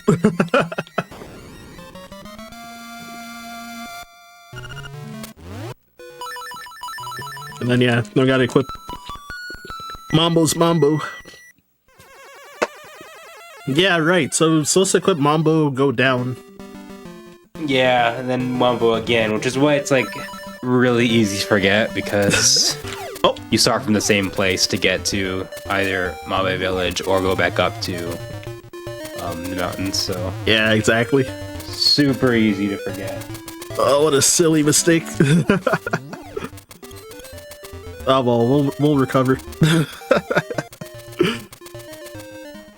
So including with the break, because my timer is still running like like 12 minutes behind my PB or something. So oh man. And we get to go through Swag Cave a 4th time. But yeah, the last one didn't count. Yeah. That was just to show like what it looks like when you mess up, but I get these like every time though. I almost didn't get that. I had to like readjust myself. Yeah, that was nice save, actually. As I said it.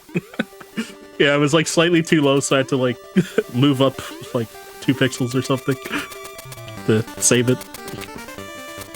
Yeah, so you like jump around that obstacle that you normally smash through. So that's what we're talking about with obstacle skip. Yeah, and not having to do rooster skip actually is pretty nice, honestly, because that's banned. So you get to just fly around this like you would like you normally would. Because yeah, rooster skip, yeah, it can be a run killer sometimes. Because what's it called? So when you shoot a hook shot with Link, if you're over the pit, then when it comes back to him, there's like 1 frame where Link is grounded, and you can jump before you fall in the pit. So if you can do 2 of those in a row, you can cross that gap instead of flying across it with the chicken. So, But if you fall all the way back down. yeah, like how when after I got the key and I dropped in the hole, then you would end up out in that spot if you fall. So it's a very huge time loss if you fail it in runs. And you can make it easier by pause buffering, but There's a cool swag trick you can do.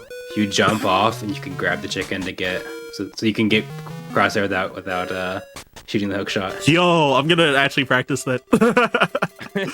it's pretty swag. Yo, that's heat. It's like there's like 2 tricks in this game in this category. That's one of them. Oh, that's cool. Oh yeah, I forgot that in this category I was actually supposed to have boots and hookshot for that part, and then This dungeon has the other of 2 tricks. wait, I'm trying to think. What are the? Oh wait, what am I doing? Wrong category. Oh my gosh. Yeah. No, because in addition, so actually, like right before I got asked to run for the show, I actually was practicing 100% no wrong or no out of bounds. Oh shoot, that's not good. Also, here I'm gonna reset the room just in case too. 'Cause, yeah, I think I wasn't gonna be able to grab the ball because I overshot the throw. so it bounced back too far up. Yeah, so I was practicing like 100% no wrong warp, not a bounce. So I was trying to like quickly undo my muscle memory from that run. So sometimes I'm having like, you know, like the muscle memory bleed between the two categories. Yeah, so this metal ball, normally, so there's a big glitch called, wait, where am I supposed to go again? Oh yeah, right. Big glitch called, bomb trigger, where, you can, like, trigger cutscenes or skip them, in some cases. And, wait, am I supposed to work? Oh, right, it's like this. And for some reason, they decided to ban that in this category because they thought it was too broken. Yeah! I'm upset. Yeah, and, yeah, so you can, since the pillars are, the pillars breaking is tied to a cutscene, then you can just, bomb trigger to break all of them. And, what's it called? So you don't need that, metal ball in, like, most other categories. Great job not doing the warp there. Yeah, right? Oh my gosh. You can do something really crazy in that room. Yeah. Why did I save and quit? Oh my gosh. I was supposed to just backtrack here. Yeah. Save and quit to then warp back to that room. Yeah, it was because I wanted more bombs, I guess. Fair enough.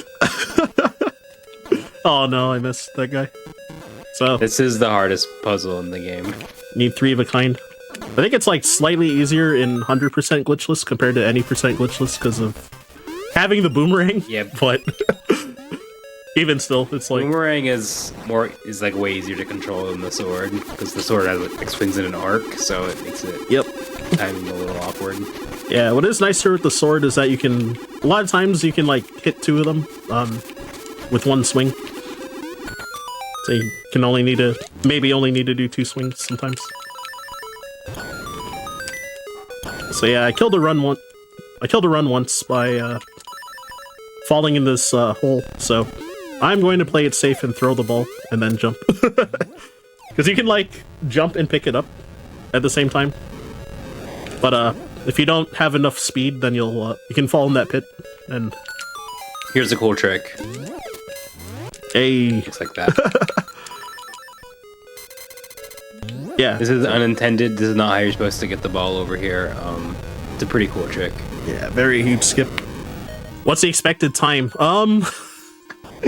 Funnily enough, I would have had probably like a 1 hour and 50-minute estimate, but this run's been spicy, to say the least. Oh, also, if you save and quit too early there, then that 4th pillar won't be broken, so you have to go back and do it again. So that's why I did that menu early, or did that menu late, like equipping the boots. Probably another 10-ish minutes left in this run. We're pretty close to the end, maybe less than 10 minutes. Yeah, it should be less. Wait. I don't think that was how I was supposed to menu, but whatever, it's fine. Yeah, looking at my splits, okay, assuming that nothing, like, no more disasters happen, maybe about, like, I don't know, like 6 minutes. Why are Goombas in Zelda? It's a great question. I gotta get my dance on. Oh, I lost so much time in my PB here because I, just like that, I shot the magic rod straight up by accident, and I, traded hits with him and got knocked off the ladder, and then I had to refight him. So I have that, like, huge time loss in my PB. I think the question you should be asking is, why is Link in this Mario game? Yeah, right? My fastest completion time is 1 hour, 45 minutes, and 29 seconds. It's about a month ago. But yeah, that's like my second completed run in this category. So it's been a bit. Like I've run like a bunch of other categories for like over the span of like nearly 6 years. And here's the final heart piece. Awesome. But Probably would have been faster to get this heart piece when you were going this way to get the rooster again. You might be right. Oh, why am I going this way? Whoops. Yeah, I can just run along the bottom here instead. Oh, that jerk. I reacted too slow there. With how slow I reacted to that, I feel like I have to go to bed. Like I was just tired. Feel like I was just tired, so my reaction was so shot there. Am I a legend, Warp Star?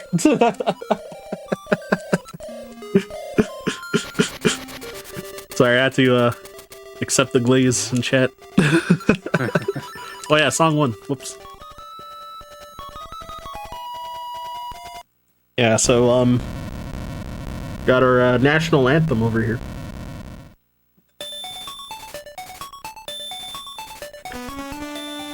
How does GDQ org work? Great questions.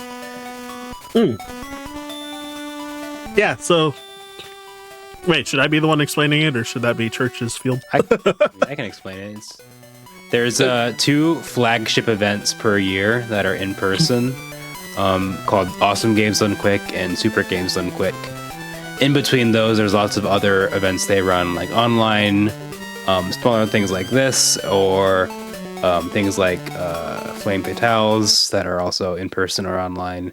So they do lots of events all over the calendar. Yep. And then we have these hotfix shows, which are pretty much every day. It's like a different show. Yeah, so Hotfix is the content we do between the events to promote and showcase speedrunners in the community and different gaming communities that might not get a shot on events because of like length of games or something like that. Yep. Yeah, I also heard Glyph say Super Games Done Quick. I really said summer. You did. It's funny. I wasn't gonna call you out on it. Yeah, I saw Ray call it out. I was like, all right, well, I guess I have to talk about it now. In my head, I thought I said summer, but So, fair enough. I heard it too, and I was like, yeah, I know what he meant. So we actually got this banger compared to the glitch categories where we usually don't. So yeah, this guy can like randomly warp after you hit him with the powder, which he did not at all, which was very lucky. Yeah, in glitch categories, we typically can do a bomb trigger entering this room. It makes the music not play and also skips the text. Yep. So this is Aghanim. The first 2 shots are always guaranteed to be energy balls, but these ones after this are 50-50. So Ray needs to hit him 2 more times. That's 1. So good so far. There's 1 blue ball. Yeah, so canceling the music with the bomb trigger, like in other categories. So apparently the music rolls RNG, so we're not able to manipulate them in glitchless. All right, 2 blue balls. That's slightly below average.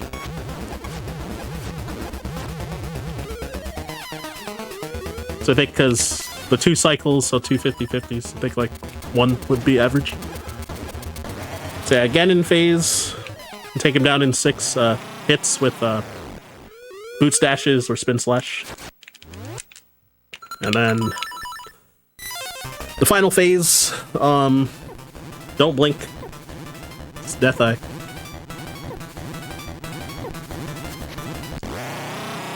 Is killing him in 1 hit with the boomerang and glitch? I don't know.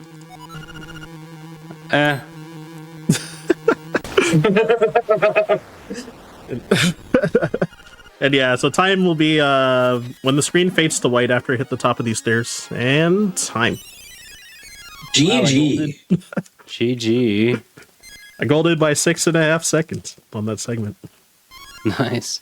Probably forgot something. Uh-oh. It's gotta be why.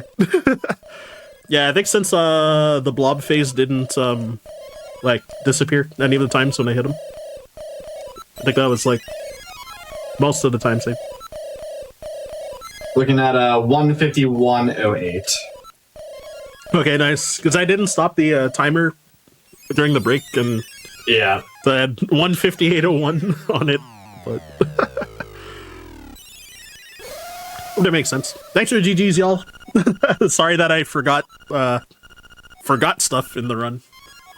There's definitely a lot to remember in this category, so between that and also like, you know, this being my like eighth attempt ever in this category, then it's yeah, I think it's easy to forget stuff. So that, and then Yeah, also for sure. running so many other categories, so it's like the muscle memory bleed definitely doesn't help because of that. But anyway, I think I interrupted someone. I heard a voice. You did a really good job. I mean, it's like a minute over estimate, and you said your PB was a 145, so like 6 minutes over is very good considering. Yeah, thank you. Yeah, I think it overall went pretty well, and yeah, the RNG overall through the run was like very favorable. Yeah, for sure. Yeah, aside from the blue balls, I guess, but it's like the only one.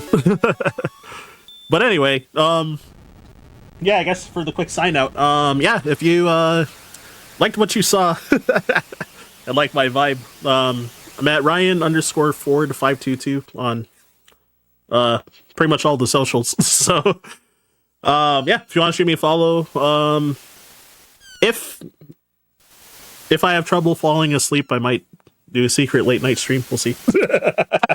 Ooh. We'll see. Yeah. And yeah, I was trying to think. Yeah, I guess I'm going to be derusting any percent glitchless because I'm supposed to be running that next week for another Hotfix show. So you can also catch me there. Yeah, other games will probably be grinding Super Metroid soon, and I've been kind of working on a Donkey Kong Country 2 category called True Ending because there's like a new big trick. So I've been, you know, I got like 3 PBs on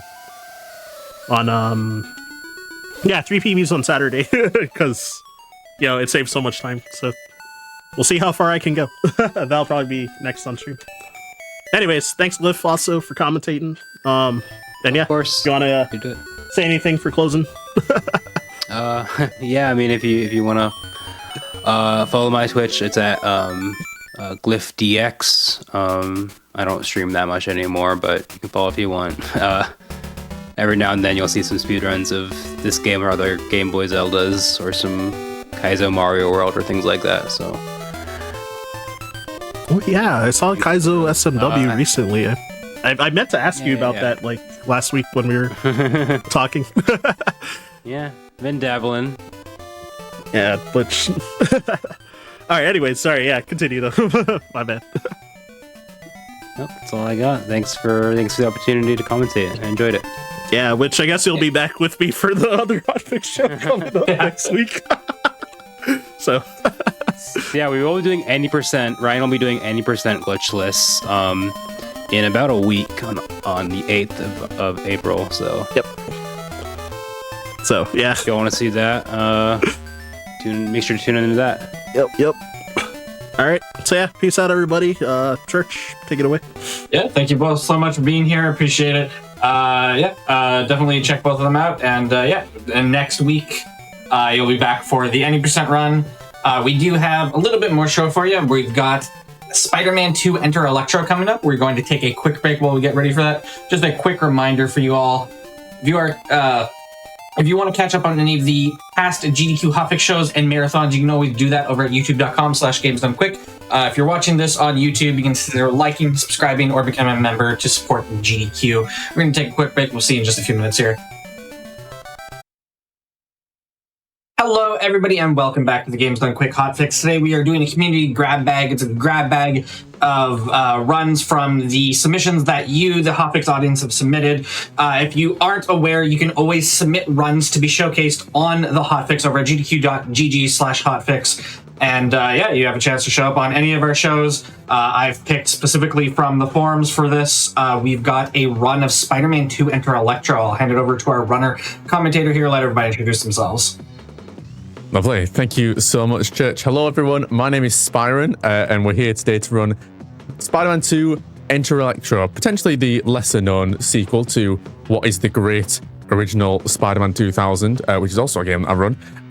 We're here today to run the game. It's a nice, quick run. You're going to see plenty of exciting things, glitches, tricks, all sorts of things. I'm not alone, luckily. I am joined by my very good friend, Mr. Willie Fetty. You also wanted to introduce yourself? Hey, that's me. Hey everybody, I'm Willie Fetty, and I also run this game and its predecessor, Spider-Man 2000. This is like he was saying, a lesser-known sequel. That's because it is a PS1 exclusive. So if you guys want to get your hands on this, if you want to play it on hardware, it's PS2 or PS1. I would prefer PS2, but you know, we're all legally owned games here, so we're running it on hardware. Indeed, yeah. We run on a PS2 on fast disk speed to make sure we're going as fast as possible because the load scenes are quite long otherwise. So before we get started, what we can do, which is a nice little thing that we recently actually updated the leaderboard to allow, within this game, which is exclusive to this one and not in the first one, they have this Create a Spider section where you can choose from all the different costumes and add in different powers from the various costumes as well. If you want to customize your specific Spider-Man playthrough. But because powers are banned in regular any percent runs, what we do instead is just say, well, you can run in any costume you want as long as you don't have any powers. So we're going to run today in the Alex Ross red costume, which, fun fact, if people don't know, this was originally going to be the costume that Tobey Maguire wore in the first Spider-Man film before they decided, no, we're not going to do that. So a shout out to Tobey Maguire. We're going to run in the Alex Ross red costume. So shout out to Alex Ross. Hell yeah, and shout out, of course, to Alex Ross. We're going to be running on easy. We're going to be showing you all the exciting things. So timing begins when we press easy and we begin. So we'll do that in 3, 2, 1, go.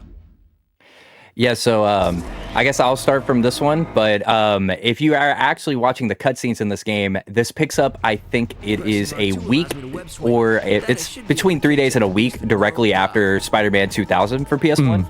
And shout out to Vicarious Visions, which picked up this game as a sequel from Activision, and they were working on Tobey Maguire's Spider-Man 1, and they really wanted a sequel to the first game because of how well it sold. So we got this hidden gem.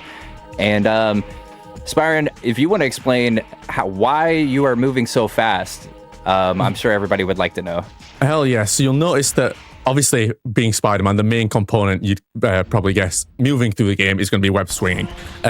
Normally when Spider-Man web swings, at maximum, he'll do 2 web swings before landing on whatever platform it is that you're swinging towards. What we can do actually, though, is because a single swing is faster than a double swing, we can cancel the swing in midair by pressing the jump button. And what that allows us to do is just move a little bit faster through the map. You saw there that we demonstrated one of Spider-Man's many web moves that he has. That was a web ball that we shot at those 2 enemies before then putting the fire out of the car, which we can actually put the fire out before the fire starts by just webbing the windows. So that's a bit nicer. We run into an ambush in this alleyway. We're going to defeat all the henchmen that are just in this alleyway trying to ambush us. And we got bad RNG there too. Yeah, sometimes they run up to you and you can kind of kill them with a web dome, which is another spider move in this game. This level always used to be one of my favorites as a child because if you've ever played the original game, what you couldn't do really is touch the floor because the point of that game was that there was a gas released into New York that just covered the floor in like green gas. So this being like a game where it's like, oh, you can actually go like roam the streets of New York, even though it's only like this literal tiny square. It felt much bigger as a child, I swear, but it's actually very small. We're getting old, man. Yeah, we're getting old. These were advanced graphics for us. Yeah. But yeah, a cool thing also about this game, it's why some of our runners in our community actually do prefer this game over the original, which is really weird because this game gets a really bad rap for how just, I guess, confusing some of the levels are and some of the boss fight heavy it is. The good thing about this game, though, is that in the original Spider-Man 2000, whenever you would web swing or web swing cancel, as what we call whenever you cancel your swing to go faster, it would actually make you go towards the ground or go towards the building instead of just swinging up. So in this game, he'll gain momentum as he's swinging across the top of buildings, which will pop you up in the air. Yeah, you're going to see a lot of. Yeah, he's a bit more floaty in this game, which is quite nice actually, because a lot of the levels, unlike the first game, there's a lot more outdoors levels where there's a lot of swinging. So being able to move a little bit faster by not just like auto locking onto walls and stuff a lot of the time is quite nice. He can also shoot web balls in the air. That's the big one. That's the best part of this game. I wish that was in the first game. The fact that you can like web ball people midair saves a lot of time. Oh, there you go. My bad. Yeah, the point of this level basically is we've got to swing to these, but we've got to hit all the people on the turrets, and then we move on to this warehouse. That's basically all it is. Nice, quick. Fetty, do you enjoy Fortnite? Are you a Fortnite enjoyer? Did you know this is the precursor to Fortnite? That's definitely real. Is Spider-Man going to hit the gritty? I hope so. That'd be pretty cool. This level, it is basically Fortnite because you've got to defeat all the enemies before you can progress. So it's last one standing. We're going to be the last one standing. We're going to wander around this warehouse. I think a lot of runners have different routes that they like to take. I like to hit everyone in the middle and then kind of skirt around the outsides to hit everyone else who might be remaining. Again, because you can do web balls in midair, we can kind of use the zip up mechanic to find the enemies on the upper sections to be able to hit them. We're going to then wait for this last person to spawn in. One more left. And we're going to guess he's over here. He's not. No. That means he's behind me. There we go. 50-50. Sometimes the it'll be good on. guess in practice and not in the actual run. Ridiculous. Time to get some answers. Okay, so but that's the end of that. But now we're going on to probably the hardest boss fight in the game, so I am going to take over for Spyron here because he needs to concentrate. This is one of the hardest boss fights in the game. It's Shocker, and we have to actually yank him down and then throw a box on his head and, rude. well, that ruined the joke. This is actually the easiest boss fight in the game. You just pull one box down on his head after making him stumble, and he's just one hit. By the way, from us skipping all of these cutscenes, you were missing a whole bunch of story, but I promise you that if you actually play this game yourself, you will probably find a better kick out of the story than us explaining it 100%. Yeah, the basic gist of it is that Electro is trying to steal this device to be able to turn into a god, basically. So we're trying to stop Electro, and there's various goings on as we're trying to traveling through the city to track him down and chase him and everything. So yeah, that's the story in the gist of it. But again, yeah, it's much better if you experience it, I think, casually. This level is very exciting. It's the first kind of big bit of RNG in the game. There's this bomb here that exists, and we've got 4 keys that we've got to find. The enemies that hold the keys are randomized. Their locations are randomized every time you play through this game. So I have kind of a set route where I'll kind of start at the front there and we'll go to the back. We'll try and just find as many of them as possible.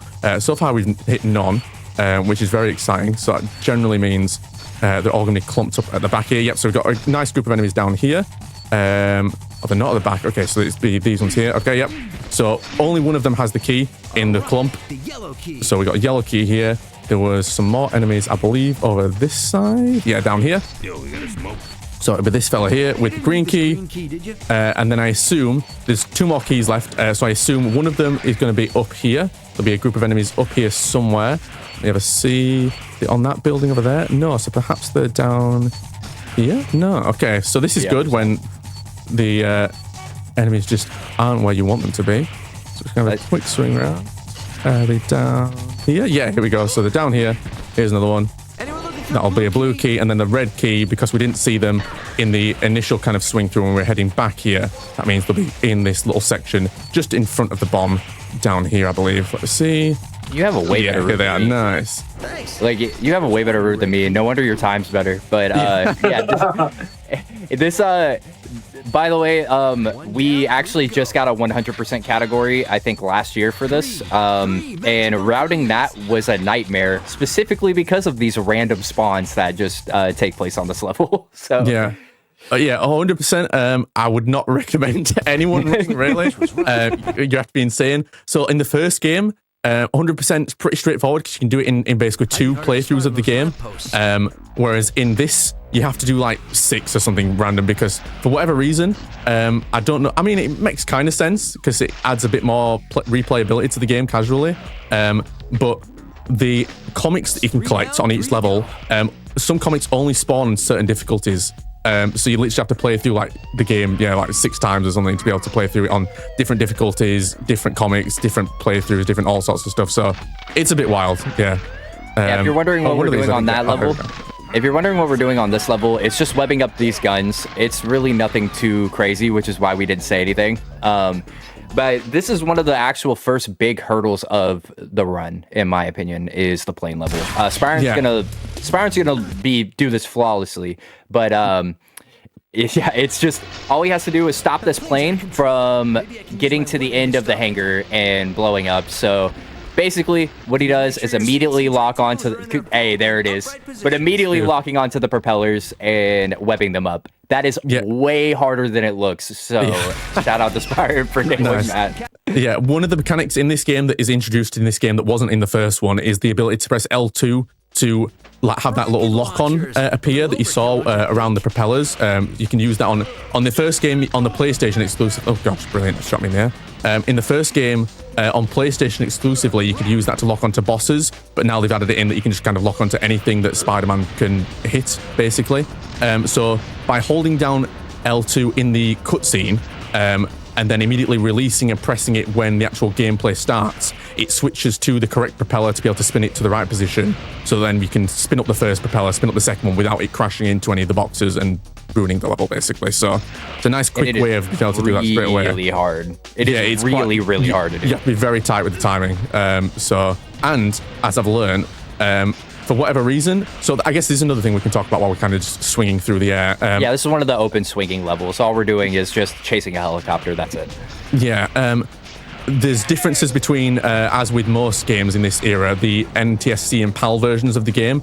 This is the PAL version actually that I'm running, purely because I, at least in my experience, on hardware, I can't seem to do that web swing, the web up of the plane trick on NTSC. For whatever reason, I don't know if it's just because the frame rate is different, that the plane moves slightly faster than it allows me then to be able to zip it up quick enough, or what it is, but that trick just doesn't seem to work on the NTSC version of the game if you're playing on hardware. Oddly enough, if you're playing emulator, which we have separate boards for emulator as well, it works fine. So I don't really understand what's going on there, but there you go. A lot of these games are dependent on frame rate. That's what both the games are dependent on, and Spider-Man's actions are all dependent on frame rate. So it kind of just depends on how fast your game wants to run at that current moment. This level is just it's supposed to be a puzzle. You're supposed to get to the end of the level stealthily, and then you have to figure out what buttons to press in what order in order to unlock a gate. We're speedrunners here, and also I have the strategy guide sitting behind me, and I'm sure Spyron does too, but basically we know what buttons to hit already, so we could just come hit the buttons on our way and just swing right to the end of the level. So essentially, pretty easy level, honestly. Yeah, as long as you know which buttons you're pressing, it's fairly straightforward. Right, very excitingly, we've hit the first glitch of the game where Let's go. This is a train yard, and we've got to hit some switches normally to be able to get through to a specific train and chase that train. We're going to ignore every button. We're going to go into this corner, jump into it, crawl up it, out of bounds, and then swing underneath. Oh, hell yeah. Okay, and we did there it is. Straight into the end of the kind of level, the train yard that we're supposed to chase, and then that's the end. Now, you wouldn't believe it.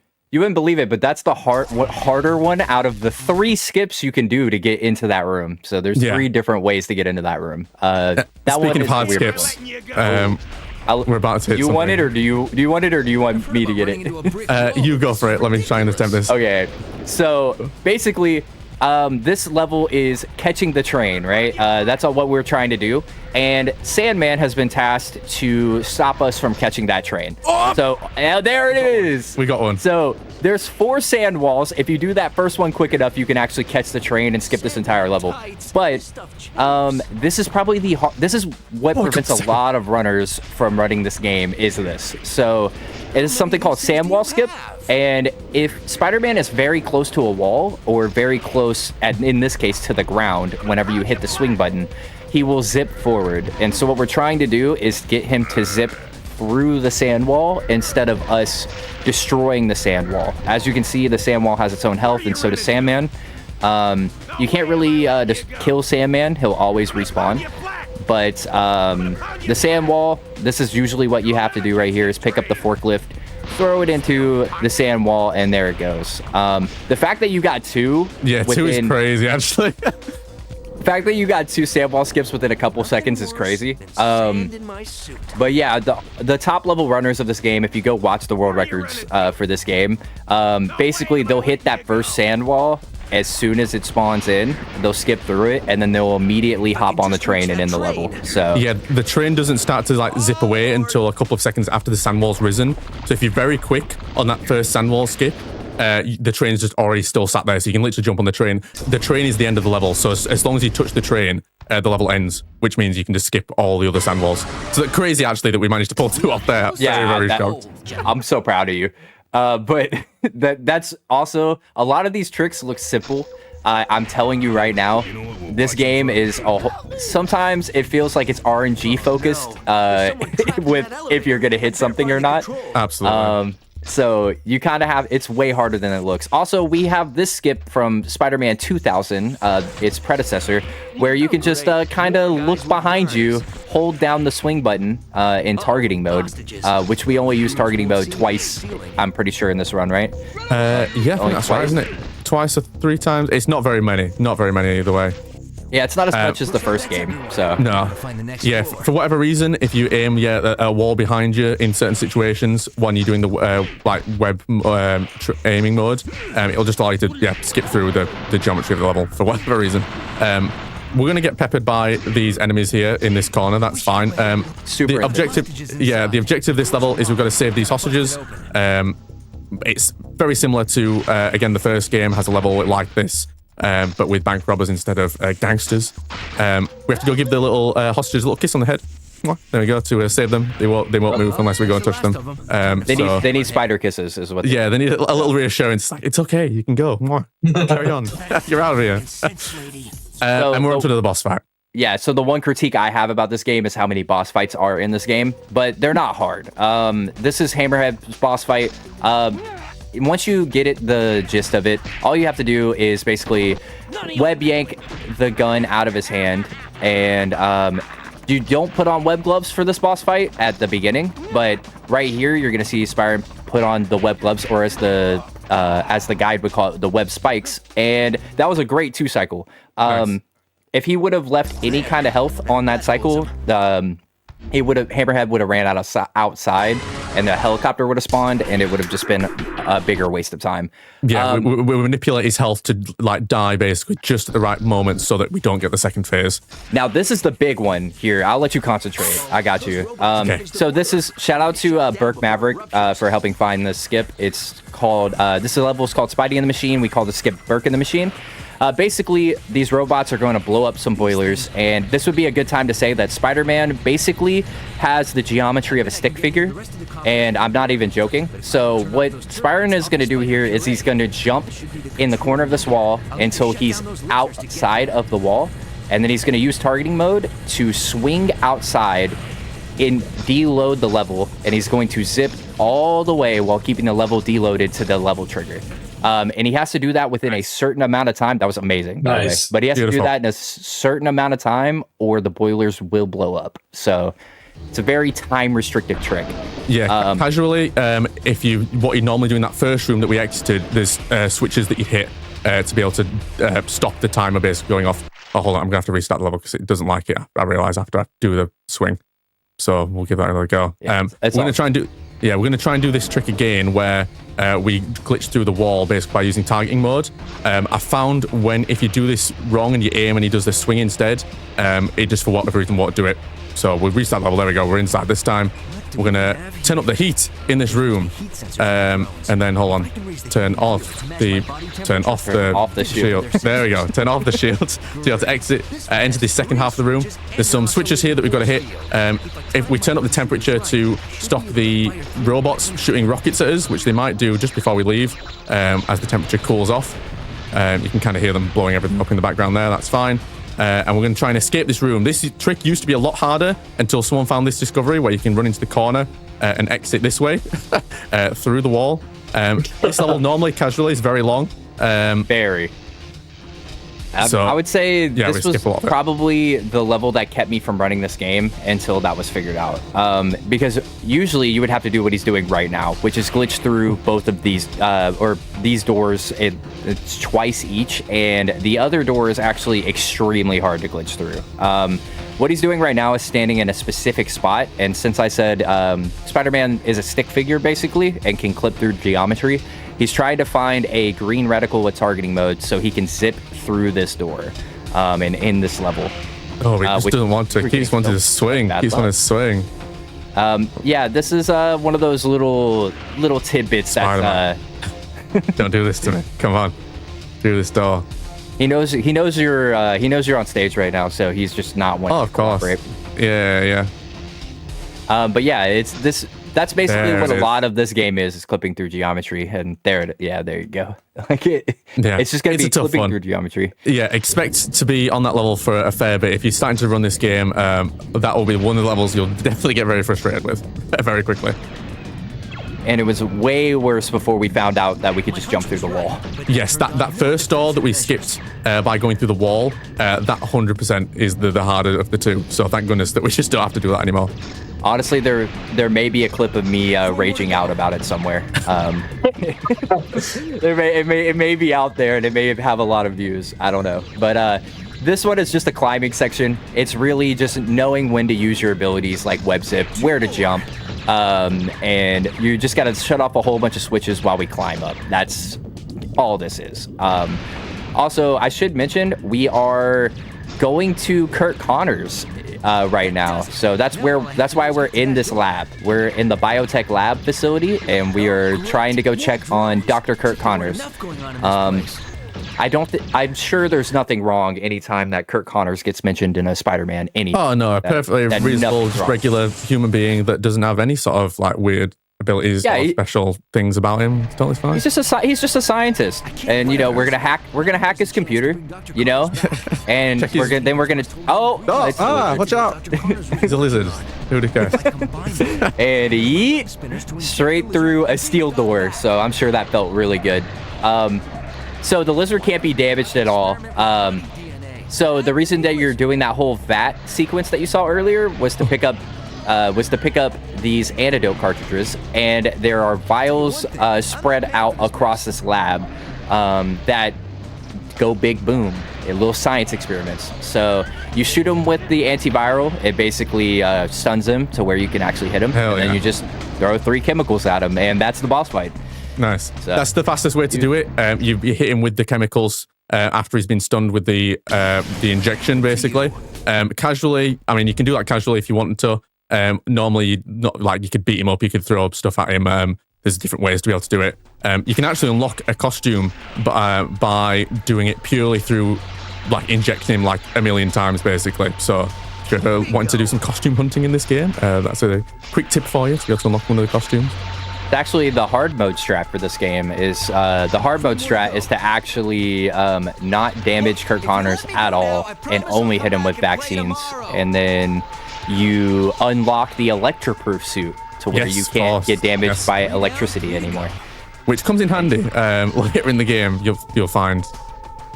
Yeah, I mean, who would have guessed electricity? Who would have guessed? Something to do with that, yeah, maybe, yeah. So this is another one of those open swinging levels. All Spider-Man has to do is hit some buttons, and that's about it. It's nothing too crazy. You just follow the laser sights and hit the buttons that are next to them. Yeah, the game makes it quite easy, luckily, with those laser sights. Kind of tells you where you need to go. Looks like that did it. Yeah, so it's just one of those open sequences. This, unfortunately for me, is where I think this game falls off. You go from the lizard boss fight to having one open swinging level to this, which is the Sandman boss fight. That was insane. That was insane. No scope. So Spyron's gonna turn on the water pressure here, and I thought you were gonna manipulate Sandman, but I guess he didn't despawn. you put on web gloves here because you do more damage while you have web gloves on, and do a kick punch combo, which is the highest damage combo in the game. And yeah, this is all you have to do. You just turn on the water pressure, manipulate Sandman to spawn right here by jumping up on the little ledge, put on web gloves, and kick punch him to death. So yeah, you can only damage him while he's kind of being attacked by the water. So we do it in a certain way, basically, just to allow us to only have to do it in 2 cycles. As soon as the water drains, we go back and hit the switch again to be able to start refilling the water back up, and we can get him done fairly fast then. And now we are moving on to Hello Spider-Man, which is probably the weirdest level in this game, in my opinion. Yeah, very like random. It does feel very random. This is such a random level. So basically, the device that Electro stole is needs a giant jewel to power it, a giant diamond, and it just so happens that there's a museum in town that is showing off a giant diamond. So as luck would have it, yeah. Yeah, as luck would have it, comic book logic. It just happens to be here. So, and for some reason in this museum, there's a power generator in the middle of a Japanese exhibit. So, yeah. And even stranger, the only way to be able to destroy this power kind of generator in the middle is to throw the armor of these mechanical samurai that are sat in these display cases at it. So what's going on here, I'm not really sure, but this is just part of the game, I guess. Hey, look, they were cooking, all right? Yeah, they were cooking up something, and the developers cooked up something, and here it is. Yeah, I mean, this is just like pure comic book like logic. It's like, yeah, it feels very fun in like the concept of it, but in practice it seems a bit, yeah, out of place and strange. But there we go. We only needed a couple. We find the optimal, I guess, kind of samurai to be able to blow up, to be able to just throw, how many was that? 1, 2, 3, 4, 5 of the armor pieces at the generator to be able to destroy it. Right, and here is, this used to be my, like, I used to hate this level. Even when I first started speedrunning it, or even when I was playing it casually, I used to hate this level. Now, it's one of the fastest levels in the game, but this is Rock of Ages. Trivializes it a little bit, yeah. This is Rock of Ages. Once you know you can zip all the way up to the ceiling, it's really not that hard. Yeah.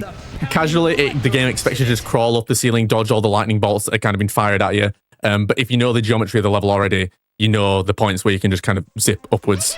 So it kind of defeats the level a little bit, but it's fine.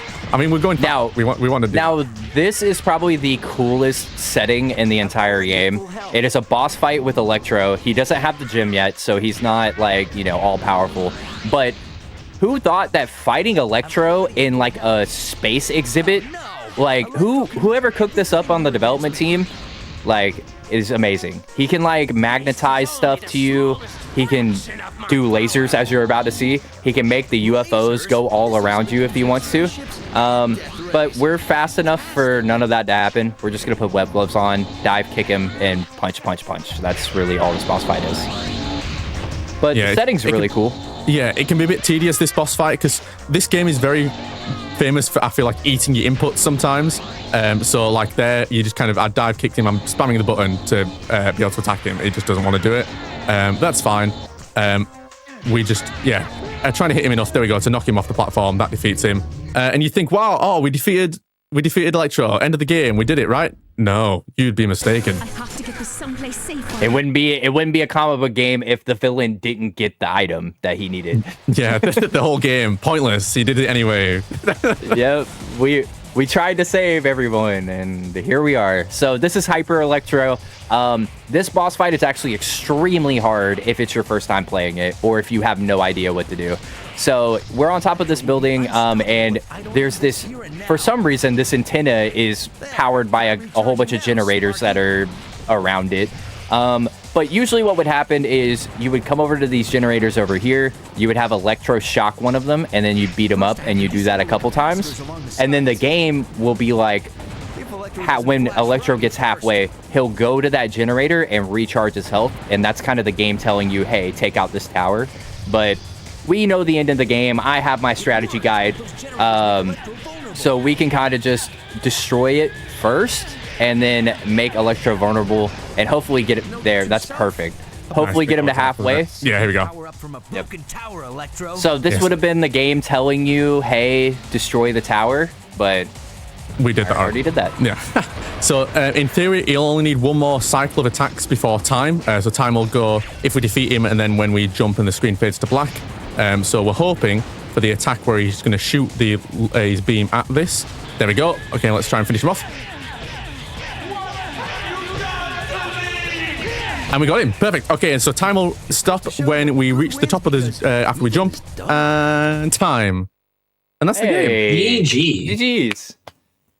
GG's, man. GG. That was a really good run. Yeah, that was really nice. Thor saved the day, by the way, the whole time. Wasn't us. Now what's this all about? Fun fact, very recently, a lost cutscene was discovered where people have always been weird, like, wow, why did they put that at the end of the game? Why was Thor there?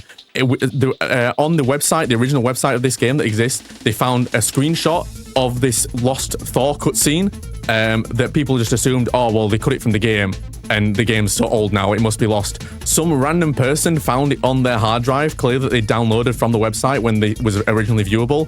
And so this random cutscene now that was thought to be lost now exists of Thor coming in at the end and being like, hey, that's cool. All right, cheers, I'll take him now. See you, Spider-Man. And that's and that's the end of the game, actually, if you managed to watch that. So go check that out because it's really cool. It's a really cool piece of like lost media that was only recently found. But yeah, that was the speed run. It's very quick, very tight. The skips in it are kind of few and far between on some levels. A lot of it's obviously just swinging and just going as fast as possible. But the few skips and tricks that are in there are quite cool. If you like this game, you'll definitely like the original Spider-Man 2000. That was not only on PlayStation, that was on Dreamcast, PC, and N64, and the Mac as well. But we don't tend to talk about that because no one plays that. And version. the Game Boy. And the Game Boy, there's also a Game Boy version, which is radically different to the other versions of the game, but it's still very fun nonetheless. So yeah, if you enjoyed this one, go check out that. If you want to run this game, please come join us in the Discord. We have a Spider-Man speedrunning Discord, specifically for the first and second games. We can come in, we can hopefully help teach you the run. You can ask a lot of questions. We're all very nice people, I like to think so. So we'll give you a hand where possible. Other than that, I've been Spyron. If you want to come check out what I do, which tends to be Spider-Man speedrunning more often than not, you can find me on Twitch under Spyron, on YouTube under SP_Spyron is likely the username you'll find me under there when YouTube tends to work. And you'll find lots of Spider-Man related speedrunning content probably on there if that's what you're looking for. So I've been Spyron. Fetty, any shout outs for you? You can find me on twitch.tv/WillyFetty with one L. I speedrun the first game and this game on occasion whenever I'm in a good mood and don't want to, and whenever I want to make myself mad, I decide to speedrun this game. I also speedrun the RE titles as well. I'm currently learning Resident Evil 2 OG on the N64. But yeah, I usually hang out on my channel. I hang out in the Spider-Man Discord, helping out anybody, pointing them towards Spyron's tutorial on YouTube, anything like that. And also, I like playing video games and speedrunning. Hell yeah. So, the normal stuff that average guys like me. So, that's me. So, yeah, beautiful. Appreciate y'all having me. Yeah, thanks again for having us. This has been wonderful. This game isn't very, very popular, I think, especially in comparison to the first game. So getting to show this off on a thing like a GDQ Hotfix is very cool. And hopefully you've all enjoyed it too. But that's, I think, enough from us. Back over to you, Church. Yeah, thank you both so much for being on, for showcasing this. Fantastic run. I love this game. So it's so cool to see a speed run of it. Thank you so much. We do not have anything else for you, but just a quick reminder, there will be 3 more of these shows 2 weeks from now and every second week after. 3 more of these community grab bags where we're going to be showcasing runs submitted through the GDQ Hotfix forum. That is over at gdq.gg/hotfix. I don't know why. I was doubting myself and looking for it on my screen, could not find it. But yeah, so gdq.gg/hotfix, you can submit runs to be showcased on GDQ Hotfix, and I'll be showcasing some runs like that We don't have anything for you, but we will have more Hotfix coming up tomorrow. We've got Hidden Heroes starting at 7 p.m., followed by Hit Express Lane at 10 p.m. If you stick around, if you missed anything of the first show tonight or any of the show, stick around. We're going to be having a replay of both shows coming up. Have a great night, everybody. See ya. Good night.